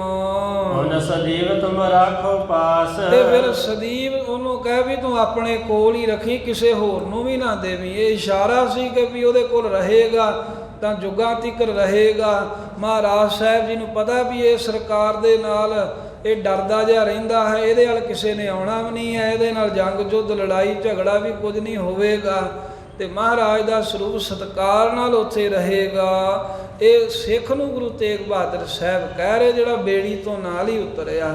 ਕਹਿੰਦੇ ਭਾਈ ਧੀਰਮਲ ਨੂੰ ਕਹਿ ਦਵੀਂ ਵੀ ਸਰੂਪ ਲੈ ਜਾ ਦਰਿਆ ਵਿੱਚੋਂ ਆ ਕੇ। ਹਮ ਨ ਕੀਨਸ ਅੰਗੀਕਾਰ। ਉਹਨੂੰ ਕਹਿ ਦੇਵੀਂ ਵੀ ਅਸੀਂ ਨਹੀਂ ਵੇਖ ਕੋ ਤੇਰੇ ਕੋ ਸਿੱਖਾਂ ਨੇ ਖੋਹ ਤਾਂ ਲਿਆਂਦਾ ਪਰ ਅਸੀਂ ਅੰਗੀਕਾਰ ਨਹੀਂ ਕੀਤਾ, ਭਾਵ ਆਪਣੇ ਕੋਲ ਨਹੀਂ ਰੱਖਿਆ। ਜਾਏ ਅਗਾਰੀ ਪੰਥ ਮਝਾਰ। ਅਸੀਂ ਤਾਂ ਅੱਗੇ ਕਿਤੇ ਹੋਰ ਪਾਸੇ ਨੂੰ, ਅਸੀਂ ਤਾਂ ਸਤਲੁਜ ਵੀ ਲੰਘ ਜਾਣਾ ਹੈ, ਤੇ ਉਹਨੂੰ ਕਹਿ ਵੀ ਸਰੂਪ ਤੂੰ ਸਾਂਭ ਲੈ। ਹਾਥ ਜੋੜਤ ਹੈ ਮਾਨ ਮਾਨੀ। ਮਹਾਰਾਜ ਦਾ ਇਹ ਬਚਨ ਜਦੋਂ ਸੁਣਿਆ, ਉਹ ਜਿਹੜਾ ਮਨੁੱਖ, ਉਹ ਜਿਹੜਾ ਸਿੱਖ ਕਰਤਾਰਪੁਰ ਵੱਲ ਨੂੰ ਜਾ ਰਿਹਾ ਸੀ, ਉਹਨੇ ਸਤ ਬਚਨ ਕਹਿ ਕੇ ਮੰਨਿਆ ਵੀ ਸਤਿਗੁਰੂ ਜ਼ਰੂਰ ਮੈਂ ਜਾ ਕੇ ਤੁਹਾਡਾ ਸੁਨੇਹਾ ਦੇਵਾਂਗਾ। ਮੈਂ ਪਹੁੰਚਤ ਹੀ ਕਰੂੰ ਬਖਾਨੀ। ਮੈਂ ਉੱਥੇ ਮਹਾਰਾਜ ਪਹੁੰਚਦੇ ਹੀ ਘਰ ਫੇਰ ਜਾਊਂਗਾ, ਪਹਿਲਾਂ ਸੁਨੇਹਾ ਦੇ ਕੇ ਆਊਂਗਾ ਧਰਮਸ਼ਾਲਾ ਵਿੱਚ। ਹਿਮ ਸਮਝਾਏ ਗੁਰੂ ਗਤ ਦਾਨੀ। ਇਸ ਤਰ੍ਹਾਂ ਮੁਕਤੀ ਦੇ ਦੇਣ ਹਾਰੇ ਧੰਨ ਗੁਰੂ ਤੇਗ ਬਹਾਦਰ ਸਾਹਿਬ ਜੀ ਨੇ ਚੰਗੀ ਤਰ੍ਹਾਂ ਜਦੋਂ ਸਿੱਖ ਨੂੰ ਸਮਝਾ ਬੁਝਾ ਦਿੱਤਾ। ਤੋ ਗੰਭੀਰ ਵੇਗ ਜਹ ਪਾਨੀ। ਜਿੱਥੇ ਸਾਧ ਸੰਗਤ ਦਰਿਆ ਦਾ ਬਹੁਤ ਹੀ ਗੰਭੀਰ ਤੇ ਤੇਜ਼ ਚੱਲਣ ਵਾਲਾ ਡੂੰਘਾ ਪਾਣੀ ਹੈ। ਮੰਜੀ ਕੈ ਸਮੇਤ ਜਲ ਮਹਿ। ਮਹਾਰਾਜ ਜੀ ਨੇ ਮੰਜੀ ਸਾਹਿਬ ਦੇ ਸਮੇਤ ਜਿੱਥੇ ਕਮਰ ਕੱਸਾ ਕੱਸ ਕੇ ਚੰਗੀ ਤਰ੍ਹਾਂ ਤੇ ਮੰਜੀ ਸਾਹਿਬ ਦੇ ਉੱਪਰ ਸਵਾਰ ਹਨ। ਬਿਆਸ ਦਰਿਆ ਦਾ ਜਿੱਥੇ ਤੇਜ਼ ਵਹਾਅ ਦਾ ਡੂੰਘਾ ਪਾਣੀ ਹੈ, ਉਹ ਡੂੰਘੇ ਜੇ ਪਾਣੀ 'ਚ ਅਗਾਹਾਂ ਜੇ ਹੋ ਕੇ ਮੰਜੀ ਦੇ ਸਮੇਤ ਹੀ ਜਲ ਦੇ ਵਿੱਚ ਕਹਿ ਕਰ ਭਲੇ ਰਖਾਇਓ ਤਾਹੇ। ਕਹਿ ਕੇ ਮਹਾਰਾਜ ਨੇ ਸਿੱਖਾਂ ਨੂੰ ਵੀ ਚਲੋ ਧੀਰਮਲ ਕੋ ਨਹੀਂ ਜਾਣਾ ਤਾਂ ਫਿਰ ਉੱਠੋ, ਆ ਸਾਡੇ ਆਖੇ ਲੱਗੋ। ਮਹਾਰਾਜ ਕੀ ਕਰਨਾ? ਕਹਿੰਦੇ ਵੀ ਆ ਪਾਣੀ ਦੇ ਵਿੱਚ, ਜਲ ਦੇ ਵਿੱਚ ਚੰਗੀ ਤਰ੍ਹਾਂ ਟਿਕਾ ਦਿਓ ਮੰਜੀ ਸਾਹਿਬ। ਭਲੇ ਸੰਭਾਲੋ ਭਉ ਦਰਿਆਏ। ਇਸ ਤਰ੍ਹਾਂ ਸਤਿਗੁਰੂ ਤੇਗ ਬਹਾਦਰ ਸਾਹਿਬ ਮਹਾਰਾਜ ਜੀ ਨੇ ਮੰਜੀ ਸਾਹਿਬ ਗੁਰੂ ਗ੍ਰੰਥ ਸਾਹਿਬ ਦੇ ਸਮੇਤ ਜਦੋਂ ਬਿਆਸ ਦਰਿਆ ਦੇ ਪਾਣੀ ਦੇ ਤੇਜ਼ ਵਹਾਅ ਵਿੱਚ ਸਿੱਖਾਂ ਕੋਲੋਂ ਟਿਕਾ ਦਿੱਤਾ, ਤਾਂ ਉਸ ਵੇਲੇ ਮਹਾਰਾਜ ਕਹਿਣ ਲੱਗੇ, ਹੇ ਬਿਆਸ ਦਰਿਆ, ਇਹ ਸਾਡੀ ਅਮਾਨਤ ਹੈ ਤੇਰੇ ਪਾਸ, ਇਹਨੂੰ ਭਲੇ ਪ੍ਰਕਾਰ ਦੇ ਨਾਲ ਕਹਿੰਦੇ ਤੂੰ ਆਪਣੇ ਕੋਲ ਸੰਭਾਲ ਕੇ ਰੱਖੀ। ਤੁਝ ਤੇ ਰਹਿ ਧੀਰ ਮਲ ਆਏ। ਤੇਰੇ ਕੋਲੋਂ ਧੀਰ ਮਲ ਆ ਕੇ ਅਰਦਾਸ ਕਰਕੇ ਸਾਡਾ ਨਾਂ ਲੈ ਕੇ ਲੈ ਲਵੇਗਾ। ਸਾਧ ਸੰਗਤ ਜੀ, ਪਹਿਲਾਂ ਇਹ ਸਵਾਲ ਪੈਦਾ ਹੁੰਦਾ ਕਈ ਸਿੱਖਾਂ ਦੇ ਮਨ 'ਚ ਵੀ ਦਰਿਆ ਕਿਵੇਂ ਅਮਾਨਤ ਸੰਭਾਲ ਸਕਦਾ ਹੈ। ਇਹਦਾ ਸਵਾਲ ਦਾ ਉੱਤਰ ਗੁਰੂ ਗ੍ਰੰਥ ਸਾਹਿਬ ਦੀ ਬਾਣੀ ਦਿੰਦੀ ਹੈ। ਨਿਤ ਹੀ ਇਸ ਦਾ ਜਾਪ ਹੁੰਦਾ ਕੀਰਤਨ ਰੂਪ ਦੇ ਵਿੱਚ, ਭੈ ਵਿੱਚ ਚੱਲੈ ਲੱਖ ਦਰਿਆਓ। ਬਾਹਰੋਂ ਕਿਸੇ ਉਦਾਹਰਨ ਦੀ ਲੋੜ ਨਹੀਂ ਹੈ। ਸਿੱਖ ਵਾਸਤੇ ਗੁਰੂ ਗ੍ਰੰਥ ਸਾਹਿਬ ਦੀ ਬਾਣੀ ਸਭ ਤੋਂ ਉੱਤਮ ਹੈ। ਬਾਣੀ ਦਾ ਅੱਖਰ ਅੱਖਰ ਮੰਨਣ ਯੋਗ ਹੈ। ਤੇ ਗੁਰੂ ਗ੍ਰੰਥ ਸਾਹਿਬ ਜੀ ਦੀ ਬਾਣੀ ਕਹਿੰਦੀ ਹੈ ਵੀ ਪਰਮੇਸ਼ਰ ਤੇ ਪਰਮੇਸ਼ਰ ਦਾ ਰੂਪ ਗੁਰੂ ਸਾਹਿਬ ਨੇ। ਉਹਨਾਂ ਦੇ ਭੈ ਵਿੱਚ ਚੱਲੈ ਲੱਖ ਦਰਿਆਓ। ਲੱਖਾਂ ਹੀ ਦਰਿਆ ਸਾਰੇ ਵਾਹਿਗੁਰੂ ਦੇ ਗੁਰਾਂ ਦੇ ਭੈ ਵਿੱਚ ਚੱਲਦੇ ਨੇ। ਇਹ ਆਪਣੀ ਮਰਜ਼ੀ ਨਾਲ ਨਹੀਂ ਵੀ ਇੱਧਰੋਂ ਪਾਣੀ ਆ ਰਿਹਾ ਅੱਗੇ ਨੂੰ ਵਗ ਰਿਹਾ, ਇੱਦਾਂ ਕੁਝ ਨਹੀਂ ਹੈ। ਜੋ ਕੁਝ ਵੀ ਸਾਧ ਸੰਗਤ ਚੱਲ ਰਹੀ ਹੈ ਮਰਿਆਦਾ, ਇਹ ਵਾਹਿਗੁਰੂ ਦੇ ਗੁਰੂ ਨਾਨਕ ਸਾਹਿਬ ਜੀ ਜੋ ਉਹਨਾਂ ਦੇ ਸਰੂਪ ਨੇ, ਉਹਨਾਂ ਦੇ ਹੁਕਮ ਦੇ ਵਿੱਚ ਤੇ ਉਹਨਾਂ ਦੇ ਭੈ ਵਿੱਚ ਚੱਲ ਰਹੀ ਹੈ। ਇਸ ਕਰਕੇ ਕੋਈ ਬਹੁਤੀ ਵੱਡੀ ਗੱਲ ਨਹੀਂ ਹੈ। ਸੰਸਾਰੀ ਲੋਕ ਜਿੰਨੀ ਕੁ ਸਾਡੀ ਅਕਲ ਹੈ ਨਾ, ਉਸ ਹਿਸਾਬ ਨਾਲ ਸਾਨੂੰ ਲੱਗਦਾ ਹੋਊਗਾ ਵੀ ਐਵੇਂ ਕਿਵੇਂ ਹੋ ਸਕਦਾ। ਪਰ ਗੁਰੂ ਤੇਗ ਬਹਾਦਰ ਸਾਹਿਬ ਮਹਾਰਾਜ ਦਾ ਇਹ ਕਹਿਣਾ ਵੀ ਹੇ ਬਿਆਸ ਦਰਿਆ, ਸਾਡੀ ਅਮਾਨਤ ਹੈ ਤੇ ਇਹ ਅਮਾਨਤ ਤੂੰ ਸਾਡੀ ਸੰਭਾਲ ਕੇ ਰੱਖੀ, ਧੀਰਮਲ ਲੈ ਜਾਵੇਗਾ। ਇਹ ਮਹਾਰਾਜ ਦੇ ਲਈ ਕੋਈ ਬਹੁਤੀ ਵੱਡੀ ਗੱਲ ਨਹੀਂ ਹੈ।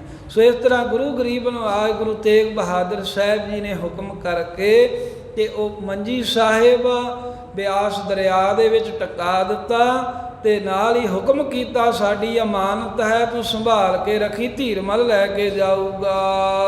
ਜਲ ਗੰਭੀਰ ਮਹਿ ਜਬਹਿ ਟਿਕਾਏ। ਗੰਭੀਰ ਡੂੰਘੇ ਜਲ ਦੇ ਵਿੱਚ ਗੁਰੂ ਤੇਗ ਬਹਾਦਰ ਸਾਹਿਬ ਜੀ ਨੇ ਐਵੇਂ ਮੰਜੀ ਸਾਹਿਬ ਟਿਕਾ ਕੇ ਰੱਖ ਦਿੱਤੇ। ਸਕਲ ਬਿਲੋਕਤ ਬਹੁ ਬਿਸਮਾਏ। ਆ ਜਿਹੜੇ ਨਾਲ ਸਨ ਉਹ ਸਾਰੇ ਹੀ ਵੇਖ ਕੇ ਬਹੁਤ ਹੀ ਹੈਰਾਨ ਜੇ ਹੋਏ ਵੀ ਇਹ ਮਹਾਰਾਜ ਸਾਹਿਬ ਜੀ ਨੇ ਕੀ ਕਰ ਦਿੱਤਾ ਹੈ।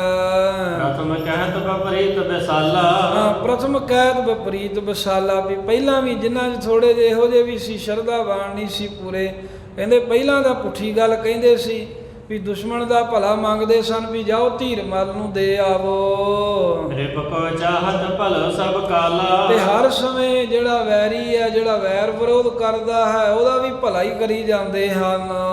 ਮਸਤ ਅਮੋਲਕ ਰਖਬੈ ਲਾਇਕ, ਤੇ ਹੁਣ ਵੇਖੋ ਜਦੋਂ ਉੱਥੇ ਜਾਣ ਨੂੰ ਕੋਈ ਮੰਨਿਆ ਨਹੀਂ ਹੈ, ਜਿਹੜੀ ਅਮੋਲਕ ਵਸਤ ਗੁਰੂ ਗ੍ਰੰਥ ਸਾਹਿਬ ਦੀ ਆਪਣੇ ਕੋਲ ਰੱਖਣ ਦੇ ਯੋਗ ਸੀ। ਇਹ ਸ਼ਰੀਕ ਕੇ ਸਦਨ ਸੁਭਾਇਕ, ਤੇ ਦੇ ਸ਼ਰੀਕ ਕੇ ਸਦਨ ਸੁਭਾਇਕ, ਉਹਨੂੰ ਤਾਂ ਪਹਿਲਾਂ ਸ਼ਰੀਕ ਧੀਰਮਲ ਦੇ ਘਰ ਵਿੱਚ ਸੁਭਾਵਕ ਹੀ ਦੇਣਾ ਚਾਹੁੰਦੇ ਹਨ। ਹੋਤ ਹੈ ਗਇਓ ਨਾ ਅਬ ਕਿਆ ਕਰਿਓ, ਤੇ ਜਦੋਂ ਉੱਥੇ ਵੇਖੋ ਵੀ ਹੁਣ ਗੁਰੂ ਤੇਗ ਬਹਾਦਰ ਸਾਹਿਬ ਦੇ ਆਖੇ ਲਾਗੇ ਕੋਈ ਸਿੱਖ ਨਹੀਂ ਗਿਆ, ਤਾਂ ਹੁਣ ਆਹ ਕੀ ਮਹਾਰਾਜ ਸਾਹਿਬ ਜੀ ਨੇ ਕਰ ਦਿੱਤਾ। ਚਲਤਾ ਸਹਿਤ ਬੇਗ ਮਹਿ ਧਰਿਓ, ਵੀ ਜਿੱਥੇ ਬੜਾ ਤੇਜ਼ ਬਿਆਸ ਦਰਿਆ ਦਾ ਇਸ ਨਦੀ ਦਾ ਪਾਣੀ ਵਗਦਾ, ਉਹਦੇ ਵਿੱਚ ਗੁਰੂ ਗ੍ਰੰਥ ਸਾਹਿਬ ਦੇ ਸਰੂਪ ਰੱਖ ਦਿੱਤੇ ਹਨ। ਜਲ ਮਹਿ ਕਾਗਦ ਭੀਗਹਿ ਜਬੈ, ਇਹ ਦੱਸੋ ਵੀ ਕਿਵੇਂ ਬਚਿਆ ਰਹਿ ਸਕਦਾ ਹੈ। ਉਹ ਸ਼ੰਕਾਵਾਦੀ ਉਸੇ ਵੇਲੇ ਸ਼ੰਕਾ ਕਰਨ ਲੱਗ ਪਏ, ਇਹ ਨਹੀਂ ਵੀ ਹੁਣ ਕੋਈ ਕਰਦਾ, ਉਦੋਂ ਨੇੜੇ ਹੀ ਹੈਗੇ ਸੀ। ਉਹ ਕਹਿਣ ਲੱਗੇ ਵੀ ਮਹਾਰਾਜ ਨੇ ਜਲ ਵਿੱਚ ਜਿਹੜਾ ਰੱਖਤਾ ਸਰੂਪ, ਆ ਕਾਗਦ ਹੀ ਆ ਸਾਰਾ, ਤੇ ਕਾਗਦ ਜਦੋਂ ਪਾਣੀ ਦੇ ਵਿੱਚ ਭਿੱਜ ਜਾਊਗਾ ਚੰਗੀ ਤਰ੍ਹਾਂ, ਬਚੇ ਨਾ ਸੀਗਰ ਜਾਹੇ ਗਰ ਤਬੈ, ਕਹਿੰਦੇ ਹੁਣ ਨਹੀਂ ਇਹ ਸਰੂਪ ਗੁਰੂ ਗ੍ਰੰਥ ਸਾਹਿਬ ਦਾ ਬਚਦਾ, ਪਾਣੀ ਵਿੱਚ ਝਾਟੀ ਇਹ ਗਲ ਜਾਵੇਗਾ ਪਾਣੀ ਦੇ ਨਾਲ, ਕਾਗਦ ਨਹੀਂ ਸਾਬਤ ਰਹੇਗਾ। ਕਿਵੇਂ ਅੱਖਰ ਸਾਬਤ ਰਹਿ ਜੈ ਹੈ, ਦੱਸੋ ਫਿਰ ਅੱਖਰ ਸਾਬਤ ਕਿਵੇਂ ਰਹਿਣੇ ਆ। ਜੋ ਗੁਰਬਾਣੀ ਦੀ ਮਹਾਨਤਾ ਹੈ, ਉਹ ਗੁਰਬਾਣੀ ਦੇ ਅੱਖਰ ਵੀ ਵਿੱਚੇ ਨਾਲ ਹੀ ਰੁੜ ਫੁੜ ਜਾਣੇ ਨੇ, ਜਦੋਂ ਕਾਗਜ਼ ਹੀ ਸਾਬਤ ਨਹੀਂ ਰਹੇਗਾ ਪਾਣੀ ਵਿੱਚ। ਬਿਨਾ ਭੇਤ ਜਿਵੇਂ ਚਿੱਤਰ ਨਾ ਪੈ ਹੈ, ਇਹ ਕਹਿੰਦੇ ਵੀ ਇਸ ਤਰ੍ਹਾਂ ਹੈ ਵੀ ਜਿਵੇਂ ਬਿਨਾ ਕੰਧ ਤੋਂ ਕੋਈ ਚਿੱਤਰ ਨਹੀਂ ਨਾ, ਕੋਈ ਤਸਵੀਰ ਨਹੀਂ ਉਕਰੀ ਜਾ ਸਕਦੀ। ਇਤਿਆਦਕ ਆਪਸ ਮਹਿ ਕਹੇ, ਇਹ ਤੇ ਆਦਿਕ ਜਿਹੜੇ ਕੁਝ ਕੁ ਸੇਵਕ ਨੇ ਨਾ, ਜਿਨ੍ਹਾਂ 'ਚ ਪੂਰੀ ਸ਼ਰਧਾ ਨਹੀਂ, ਉਹ ਆਪਸੀ ਕੰਨਾਂ ਦੇ ਵਿੱਚ ਇੱਕ ਦੂਜੇ ਦੇ ਘੁਸਰ ਮੁਸਰ ਜੀ ਕਰੀ ਜਾਂਦੇ ਵੀ ਆਹ ਕੀ ਕਰਤਾ ਗੁਰੂ ਤੇਗ ਬਹਾਦਰ ਸਾਹਿਬ ਨੇ, ਵੀ ਜੇ ਧੀਰਮਲ ਕੋ ਕੋਈ ਦੇਣ ਨਹੀਂ ਗਿਆ ਤਾਂ ਪਾਣੀ 'ਚ ਹੀ ਰੱਖਤਾ। ਕਹਿੰਦੇ ਕਾਗਜ਼ ਗਲ ਜੂਗਾ, ਅੱਖਰ ਵੀ ਕੋਈ ਸਾਬਤ ਨਹੀਂ ਰਹੇਗਾ। ਗੁਰ ਮਹਿਮਾ ਕੋ ਭੇਵ ਨ ਲਹੇ, ਆ ਗੁਰੂ ਤੇਗ ਬਹਾਦਰ ਸਾਹਿਬ ਦੀ ਮਹਾਨਤਾ, ਇਹਦਾ ਭੇਦ ਨਹੀਂ ਹੈ, ਇਹਨਾਂ ਨੂੰ ਪਤਾ ਨਹੀਂ ਵੀ ਮਹਾਰਾਜ ਕਿੱਡੀ ਸਮਰੱਥਾ ਦੇ ਮਾਲਕ ਹਨ। ਹੁਣ ਸਤਿਗੁਰ ਚਲ ਪਰੇ ਅਗਾਰੀ, ਇਸ ਤਰ੍ਹਾਂ ਕੌਤਕ ਕਰਕੇ ਗੁਰੂ ਤੇਗ ਬਹਾਦਰ ਸਾਹਿਬ ਤਾਂ ਅੱਗੇ ਨੂੰ ਚੱਲ ਪਏ। ਮੱਖਣ ਆਦਿਕ ਚਲੇ ਪਿਛਾਰੀ, ਭਾਈ ਮੱਖਣ ਸ਼ਾਹ ਲਵਾਣਾ ਆਦਿਕ ਸਿੱਖ ਵੀ ਮਗਰ ਮਗਰ ਹੀ ਮਹਾਰਾਜ ਦੇ ਤੁਰ ਪਏ। ਸਿੱਖ ਸਰਦਾਲੂ ਤੁਸਨ ਰਹੇ, ਜਿਹੜੇ ਸ਼ਰਧਾਵਾਨ ਸਿੱਖ ਸਨ ਉਹ ਨਹੀਂ ਕੁਝ ਬੋਲੇ, ਉਹਨਾਂ ਕੋਈ ਸ਼ੰਕਾ ਨਹੀਂ ਕੀਤਾ, ਉਹ ਚੁੱਪ ਹੀ ਰਹੇ ਹਨ ਵੀ ਚੁੱਪੀ ਭਲੀ ਆ ਸਤਿਗੁਰਾਂ ਦੇ ਕੌਤਕ ਵੇਖ ਕੇ। ਗੁਰ ਕੋ ਚਰਿਤ ਭਲੇ ਉਰ ਲਹੇ, ਉਹ ਚੰਗੀ ਤਰ੍ਹਾਂ ਜਾਣਦੇ ਹਨ ਵੀ ਗੁਰੂ ਤੇਗ ਬਹਾਦਰ ਸਾਹਿਬ ਜੋ ਵੀ ਕਰਦੇ ਹਨ, ਸਤਿਗੁਰੂ ਸਾਹਿਬ ਨੂੰ ਸਭ ਪਤਾ ਹੁੰਦਾ ਹੈ ਵੀ ਇਹ ਕਾਰਜ ਕਿਵੇਂ ਨਿਪਰੇ ਚਾੜਨਾ ਹੈ। ਜੋ ਕਿਛ ਕਰੇ ਸੋ ਆਸੀ ਬਨੇ, ਜੋ ਵੀ ਮਹਾਰਾਜ ਕਰਨਗੇ ਉਹ ਭਲਾ ਹੀ ਹੋਵੇਗਾ, ਚੰਗਾ ਹੀ ਬਣੇਗਾ। ਸਤਿਗੁਰ ਮਤ ਜਾਣੇ ਕੋ ਮਨੈ, ਇਸ ਪ੍ਰਕਾਰ ਸਤਿਗੁਰਾਂ ਦੇ ਮਤ ਨੂੰ ਕਹਿੰਦੇ ਮਨ 'ਚ ਕੌਣ ਜਾਣ ਸਕਦਾ ਹੈ ਗੁਰਾਂ ਦੀਆਂ ਖੇਡਾਂ ਨੂੰ, ਪਰ ਇੰਨਾ ਹੈ ਵੀ ਜੋ ਗੁਰੂ ਸਾਹਿਬ ਕਰਦੇ ਉਹ ਠੀਕ ਹੀ ਕਰਦੇ ਨੇ। ਕਈ ਸਿੱਖਾਂ ਨੇ ਤਾਂ ਇਦਾਂ ਨਿਸ਼ਚਾ ਰੱਖਿਆ, ਕੀਚਤ ਕਹੇ ਦੁਲਭ ਸੁਭ ਮਹਾ, ਕਈ ਕਹਿੰਦੇ ਵੀ ਬੜੀ ਦੁਰਲਭ ਵਸਤੂ ਸੀ ਵੀ ਗੁਰੂ ਗ੍ਰੰਥ ਸਾਹਿਬ ਪੰਜਵੇਂ ਪਾਤਸ਼ਾਹ ਨੇ ਲਿਖਿਆ ਸੀ। ਮਹਿ ਨਦੀ ਪੁਨ ਪ੍ਰਾਪਤ ਕਹਾ, ਵੇਖੋ ਵੀ ਮਹਾਰਾਜ ਨੇ ਨਦੀ 'ਚ ਰੱਖ ਦਿੱਤਾ, ਹੁਣ ਰੁੜ ਜਾਣਾ, ਫੇਰ ਕਿੱਥੋਂ ਪ੍ਰਾਪਤ ਹੋਣਾ, ਫਿਰ ਵਹਿੰਦੇ ਰਹੋ ਹੁਣ। ਸ੍ਰੀ ਗੁਰੂ ਅਰਜਨ ਹਾਥਨ ਕੇਰਾ, ਆਏ ਗੁਰੂ ਅਰਜਨ ਦੇਵ ਮਹਾਰਾਜ ਦੇ ਹੱਥਾਂ ਦੇ ਨਾਲ ਸਰੂਪ ਪ੍ਰਗਟ ਕੀਤਾ ਸੀ ਲਿਖਾ ਕੇ ਭਾਈ ਗੁਰਦਾਸ ਕੋਲ। ਇਨਹੁ ਕੀਨ ਲੋਪਸੋ ਇਸ ਬੇਰਾ, ਤੇ ਉਹ ਕੁਝ ਕਹੀ ਜਾਂਦੇ ਆ ਦਾਸ ਵੀ ਇਹ ਗੁਰੂ ਤੇਗ ਬਹਾਦਰ ਸਾਹਿਬ ਨੇ ਉਹਨੂੰ ਅਲੋਪ ਕਰਤਾ, ਜਿਹੜਾ ਗੁਰੂ ਅਰਜਨ ਦੇਵ ਮਹਾਰਾਜ ਨੇ ਸਰੂਪ ਪ੍ਰਗਟ ਕੀਤਾ ਸੀ, ਇਹਨਾਂ ਨੇ ਪਾਣੀ 'ਚ ਰੱਖ ਰਖਾ ਕੇ ਅਲੋਪ ਹੀ ਕਰ ਦਿੱਤਾ। ਹੁਣ ਰੋੜੀ ਜਾਵੇਗਾ, ਫੇਰ ਕਿੱਥੋਂ ਲੱਭੇਗਾ।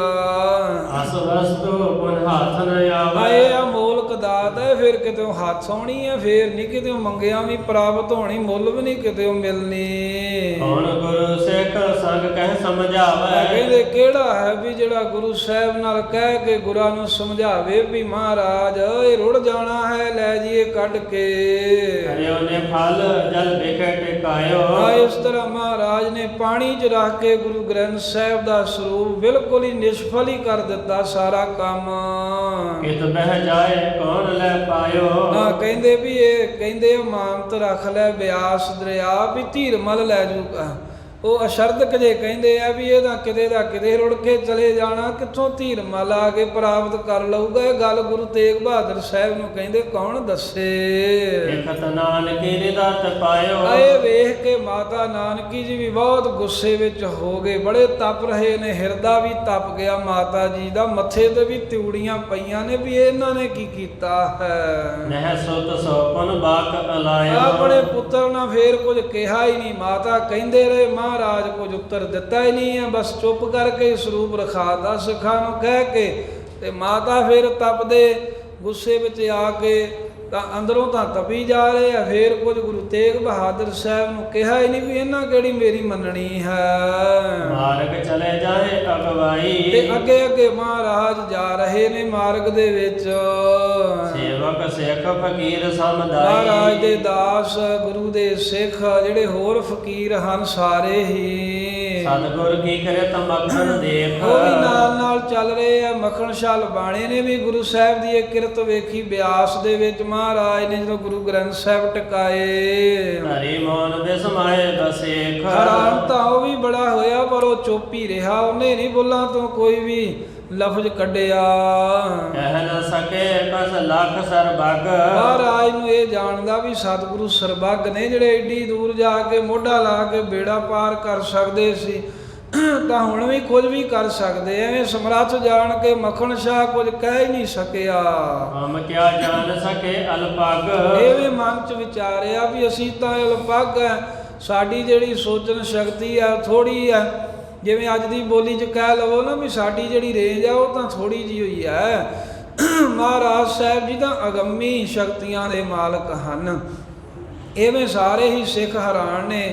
ਕੋਈ ਚੁੱਪ ਹੈ ਗੁਰੂ ਦੀ ਵਡਿਆਈ ਜਾਣ ਕੇ, ਕੋਈ ਤਰਕ ਜਿਹਾ ਕਰ ਰਿਹਾ ਵੀ ਗੁਰੂ ਸਾਹਿਬ ਜੀ ਨੇ ਇਹ ਕੀ ਕੀਤਾ ਵੀ ਨਾ ਹੁਣ ਧੀਰ ਮਲ ਜੋਗਾ ਰਿਹਾ ਨਾ ਆਪਣੇ ਜੋਗਾ ਰਿਹਾ, ਵੀ ਰੁੜ ਜਾਊਗਾ। ਸੋ ਇਸ ਤਰ੍ਹਾਂ ਇਹ ਪ੍ਰਸੰਗ ਹੋਇਆ। ਇੱਥੇ ਥੋੜਾ ਜਿਹਾ ਜ਼ਿਕਰ ਜੋ ਆਇਆ, ਥੋੜਾ ਜਿਹਾ ਫਰਕ ਇਹ ਹੈ ਵੀ ਇਹ ਪਰਲੇ ਪਾਸੇ ਜਾ ਕੇ ਟਿਕਾਉਣ ਦਾ ਵਚਨ ਆਇਆ। ਅਸਲ ਵਿੱਚ ਮਹਾਰਾਜ ਕਹਿੰਦੇ ਵੀ ਅਸੀਂ ਬਿਆਸ ਦਰਿਆ ਪਾਰ ਹੀ ਨਹੀਂ ਕਰਨਾ, ਸਰੂਪ ਪੂਰਾ ਹੀ ਰੱਖ ਕੇ ਜਾਣਾ। ਤੇ ਪਾਤਸ਼ਾਹ ਜੀ ਨੇ ਉਰਲੇ ਪਾਸੇ ਉਰਲੇ ਕਿਨਾਰੇ ਦੀ ਸਾਧ ਸੰਗਤ ਬਿਆਸ ਦਰਿਆ ਦੇ ਵਿੱਚ ਅਮਾਨਤ ਕਹਿ ਕੇ ਰੱਖੀ ਸੀ ਵੀ ਇਹ ਸਾਡੀ ਇਮਾਨਤ ਹੈ। ਤੇ ਜਿੱਥੇ ਮਹਾਰਾਜ ਨੇ ਉਹ ਗੁਰੂ ਗ੍ਰੰਥ ਸਾਹਿਬ ਦੇ ਸਰੂਪ ਟਿਕਾਏ, ਉਸ ਪਾਵਨ ਸਥਾਨ ਤੇ ਅਮਾਨਤ ਸਾਰ ਗੁਰਦੁਆਰਾ ਸਾਹਿਬ ਪ੍ਰਗਟ ਹੈ। 9 ਮੰਜ਼ਲਾ ਸਥਾਨ ਬਾਬਾ ਬਿਸ਼ਨ ਸਿੰਘ ਸਾਹਿਬ ਜੀ ਨੇ ਉਹ ਸਥਾਨ ਪ੍ਰਗਟ ਕੀਤੇ। ਫਿਰ ਬਾਬਾ ਕੀਰਤਨ ਸਿੰਘ ਜੀ ਨੇ ਵੱਡਾ ਉੱਪਰ ਦਰਬਾਰ 9 ਮੰਜ਼ਲਾਂ ਵਾਲਾ ਕਾਇਮ ਕੀਤਾ। ਉਹ ਸਥਾਨ ਸਾਧ ਸੰਗਤ ਜਦੋਂ ਸੜਕ ਬਣੀ ਸੀ ਨਾ, ਜਿਹੜੀ ਹੁਣ ਵੱਡਾ ਰੋਡ ਜਾਂਦਾ ਉੱਥੋਂ, ਉਹ ਉਹਦੇ ਵਿੱਚ ਆਉਂਦਾ ਸੀ, ਨਕਸ਼ੇ ਦੇ ਵਿੱਚ ਆਉਂਦਾ ਸੀ। ਉਹ ਢਾਹ ਢੂ ਕੇ ਉੱਥੋਂ ਦੀ ਉੱਪਰੋਂ ਦੀ ਹੀ ਲਗਾਉਣਾ ਚਾਹੁੰਦੇ ਸਨ। ਜਦੋਂ ਕਿਤੇ ਜਾਓ ਤਾਂ ਵੇਖਿਓ ਤੇ ਸਾਹਮਣੇ ਸੜਕ ਦੇ ਵਿੱਚ ਉਸ ਅਸਥਾਨ ਦੇ ਦਰਸ਼ਨ ਹੋਣਗੇ। ਤੇ ਉਸ ਵੇਲੇ ਮਹਾਂਪੁਰਖਾਂ ਨੇ ਕਿਹਾ ਵੀ ਇਹ ਮਹਾਰਾਜ ਦਾ ਨਾਵੇਂ ਪਾਤਸ਼ਾਹ ਦਾ ਅਮਾਨਤ ਸਰ ਸਥਾਨ ਹੈ, ਵੀ ਇੱਥੋਂ ਤੁਸੀਂ ਲਾਂਭੇ ਨੂੰ ਕਰ ਲਓ ਸੜਕ। ਉਹ ਮੰਨੇ ਮਨਾਏ ਨਹੀਂ ਸਨ, ਕੋਈ ਖੇੜ ਹੀ ਐਸੀ ਵਰਤੀ। ਉੱਚੇ ਉੱਚੇ ਉੱਥੇ ਟਿੱਬੇ ਸਨ, ਬਹੁਤ ਉੱਚਾ ਸਥਾਨ ਸੀ। ਉਹ ਜਿਹੜੀਆਂ ਵੱਡੀਆਂ ਵੱਡੀਆਂ ਮਸ਼ੀਨਾਂ ਉਹਨਾਂ ਦੀਆਂ ਰਾਤ ਹੀ ਉੱਥੋਂ ਥੱਲੇ ਹੀ ਡਿੱਗ ਡੁੱਗ ਗਈਆਂ। ਫਿਰ ਉਹ ਡਰ ਗਏ ਸਨ ਵੀ ਇਹ ਮਹਾਰਾਜ ਸਾਹਿਬ ਦਾ ਜੇ ਮਹਾਂਪੁਰਖਾਂ ਨੇ ਕਿਹਾ ਸਥਾਨ ਹੈ ਤਾਂ ਵਚਨ ਮੰਨ ਹੀ ਲਈਏ। ਫਿਰ ਦੁਬਾਰਾ ਉਹਨਾਂ ਉੱਥੋਂ ਫਰਕ ਪਾ ਕੇ ਨਕਸ਼ੇ ਦਾ ਤੇ ਉੱਥੋਂ ਥੋੜਾ ਜਿਹਾ ਵੇਖਿਓ ਸੜਕ ਦੇ ਵਿੱਚ ਫਿਰ ਇੱਕਦਮ ਵਿੰਗ ਆਉਂਦਾ ਤੇ ਪੁਲ ਉਰਲੇ ਪਾਸੇ ਬਣਿਆ ਸੀ। ਫਿਰ ਐਵੇਂ ਉਹ ਮਹਾਂਪੁਰਖਾਂ ਨੇ ਵੱਡੇ ਸਤਿਗੁਰੂ ਸਾਹਿਬ ਜੀ ਦੇ ਜੋ ਸਥਾਨ ਨੇ ਉਹ ਬਹੁਤ ਸੰਭਾਲੇ ਹਨ। ਥਾਵਾਂ ਥਾਵਾਂ ਤੇ ਰੱਬ ਦੇ ਪਿਆਰਿਆਂ ਉਹਨਾਂ ਦੇ ਕਰਕੇ ਹੀ ਅੱਜ ਅਸੀਂ ਆ ਦਰਸ਼ਨ ਦਿਦਾਰੇ ਇਤਿਹਾਸਕ ਸਥਾਨਾਂ ਦੇ ਕਰਦੇ ਹਾਂ। ਨਹੀਂ ਤਾਂ ਨਿੰਦਕ ਲੋਕ, ਗੁਰੂ ਘਰ ਦੇ ਦਰੋਹੀ ਲੋਕ, ਅਣਜਾਣ ਬੇਮੁਖ ਲੋਕ ਕਿੱਥੇ ਅਸਥਾਨ ਰਹਿਣ ਦੇਣੇ ਸਨ। ਇਹ ਸ਼ੁਕਰ ਕਰੋ ਵੀ ਸਤਿਗੁਰੂ ਸਾਹਿਬ ਜੀ ਦੇ ਬਹੁਤੇ ਅਸਥਾਨਾਂ ਵਿੱਚੋਂ, ਸਾਰੇ ਤਾਂ ਨਹੀਂ ਪਰ ਜਿੰਨਾ ਵੀ ਹੋਇਆ ਵੱਧ ਤੋਂ ਵੱਧ ਥਾਂ ਪਰ ਥਾਂ ਗੁਰਸਿੱਖ ਪਿਆਰਿਆਂ, ਸਾਧੂ ਮਹਾਤਮਾ, ਬੰਦਗੀ ਕਰਨ ਵਾਲਿਆਂ ਸੰਤਾਂ ਨੇ ਪ੍ਰਗਟ ਕੀਤੇ ਹਨ। ਤੇ ਆਪ ਸਾਰੀਆਂ ਸੰਗਤਾਂ ਲਾਹੇ ਲੈਂਦੀਆਂ ਨੇ ਹੁਣ ਤੀਕਰ ਵੀ। ਉਹ ਅਮਾਨਤਸਰ ਸਾਹਿਬ ਅਸਥਾਨ ਦਾ ਨਾਮ ਹੈ। ਉੱਥੇ ਬਾਬਾ ਗੱਜਣ ਸਿੰਘ ਜੀ ਹੁਣ ਸੇਵਾ ਕਰਾ ਰਹੇ ਨੇ। ਤੇ ਉੱਥੇ ਸਾਧ ਸੰਗਤ ਦੇ ਸਰੂਪ, ਕਿਉਂਕਿ ਬਿਆਸ ਦਰਿਆ ਫਿਰ ਪਰੇ ਨੂੰ ਹੋ ਗਿਆ, ਇੱਥੋਂ ਤੀਕਰ ਵਗਦਾ ਸੀ ਪਹਿਲਾਂ ਤੇ ਫਿਰ ਥੋੜਾ ਜਿਹਾ ਪਰੇ ਨੂੰ ਜਾ ਕੇ ਵਗਣ ਲੱਗ ਪਿਆ। ਜਿਵੇਂ ਗੋਂਦਵਾਲ ਸਾਹਿਬ ਬੋਲੀ ਸਾਹਿਬ ਦੇ ਨੇੜਿਓਂ ਜਾਂਦਾ ਸੀ ਦਰਿਆ ਪਹਿਲਾਂ,